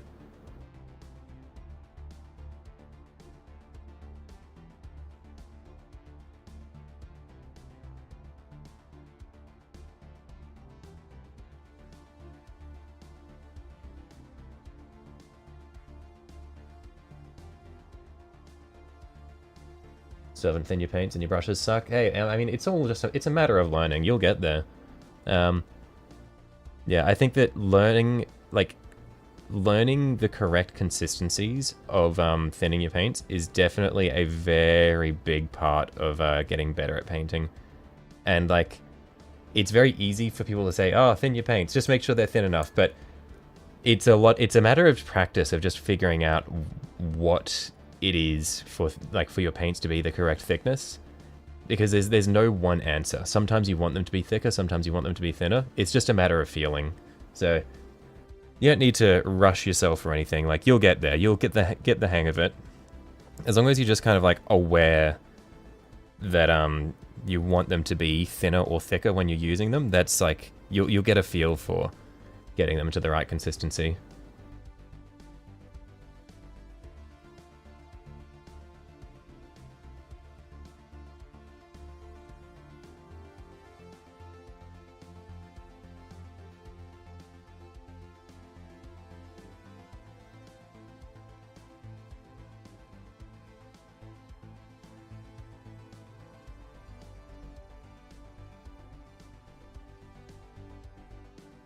You can use airbrush paints and not thin them, they work quite well.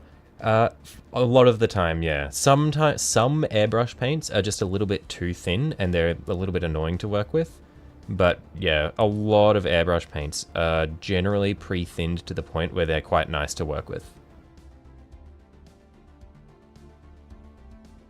But sometimes you do want your paint to be a little bit thicker, and in that case, like in those situations, airbrush paints don't really work for you. Because if you're trying to completely cover over something, then air paints just won't quite cut it.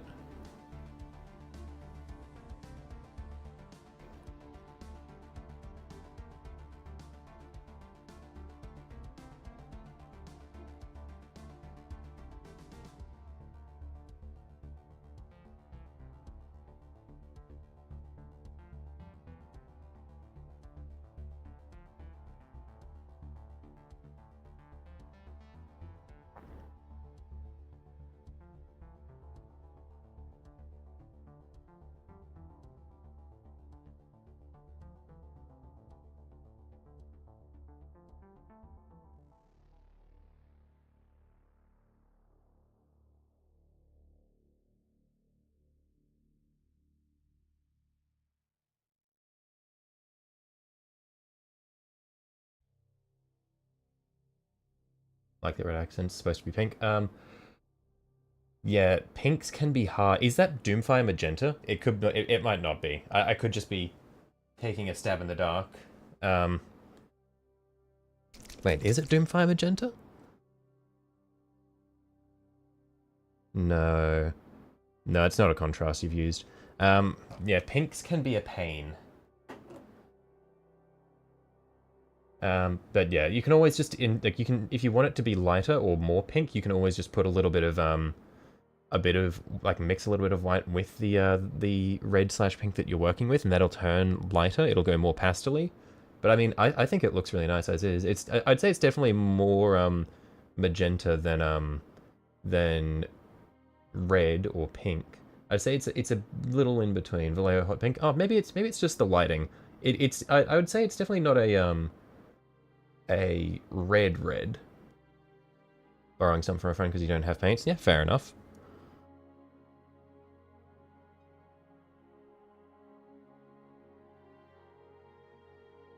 Borrowed the gold, pink, and blue. Yeah, it's a very nice gold. What actually is the gold, by the way? Because I've always struggled to find nice gold paints. So, like, when I want to paint something gold, I generally will paint it silver and then put a thin yellow over the top, just because I can't find any golds that have nice pigment distribution.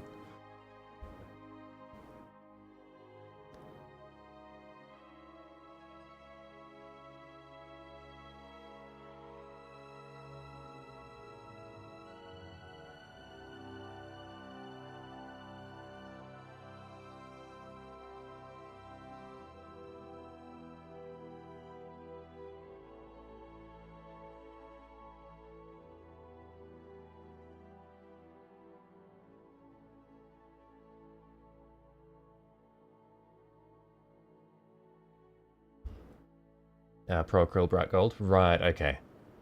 I feel like every time I ask someone what a color is that I see that looks really nice, it's always Pro Acryl something. I don't have any Pro Acryl paints, but I really do need to... I need to get some of them just to try them out. Because I always hear so much about them.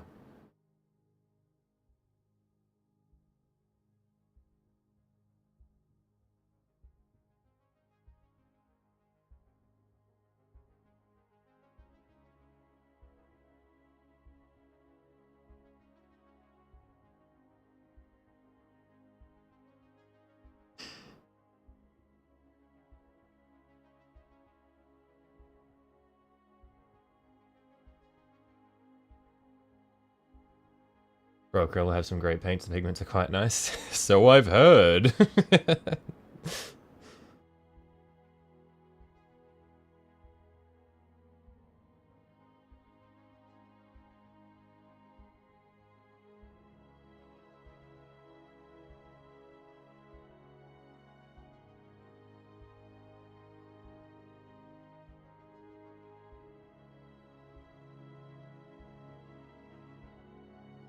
But yeah, because from everything I've seen of Pro Acryl paints, they seem to just get like very nice light colors without them being super thick.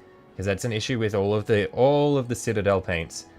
The second it's like a lighter variation of a color, they've just loaded it up with white pigment, and then that shit is so thick and clumpy, and it's horrible. Titanium White is orgasmic.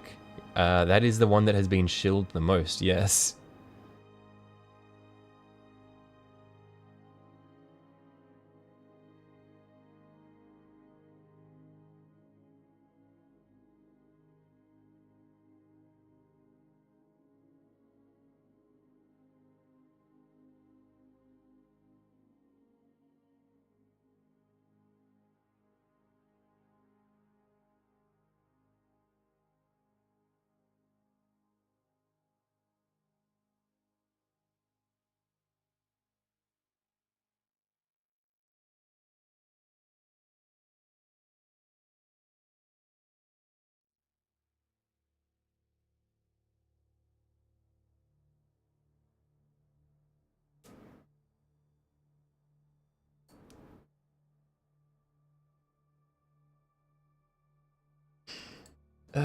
Okay. Yeah, I reckon I'm probably gonna call it in for the day.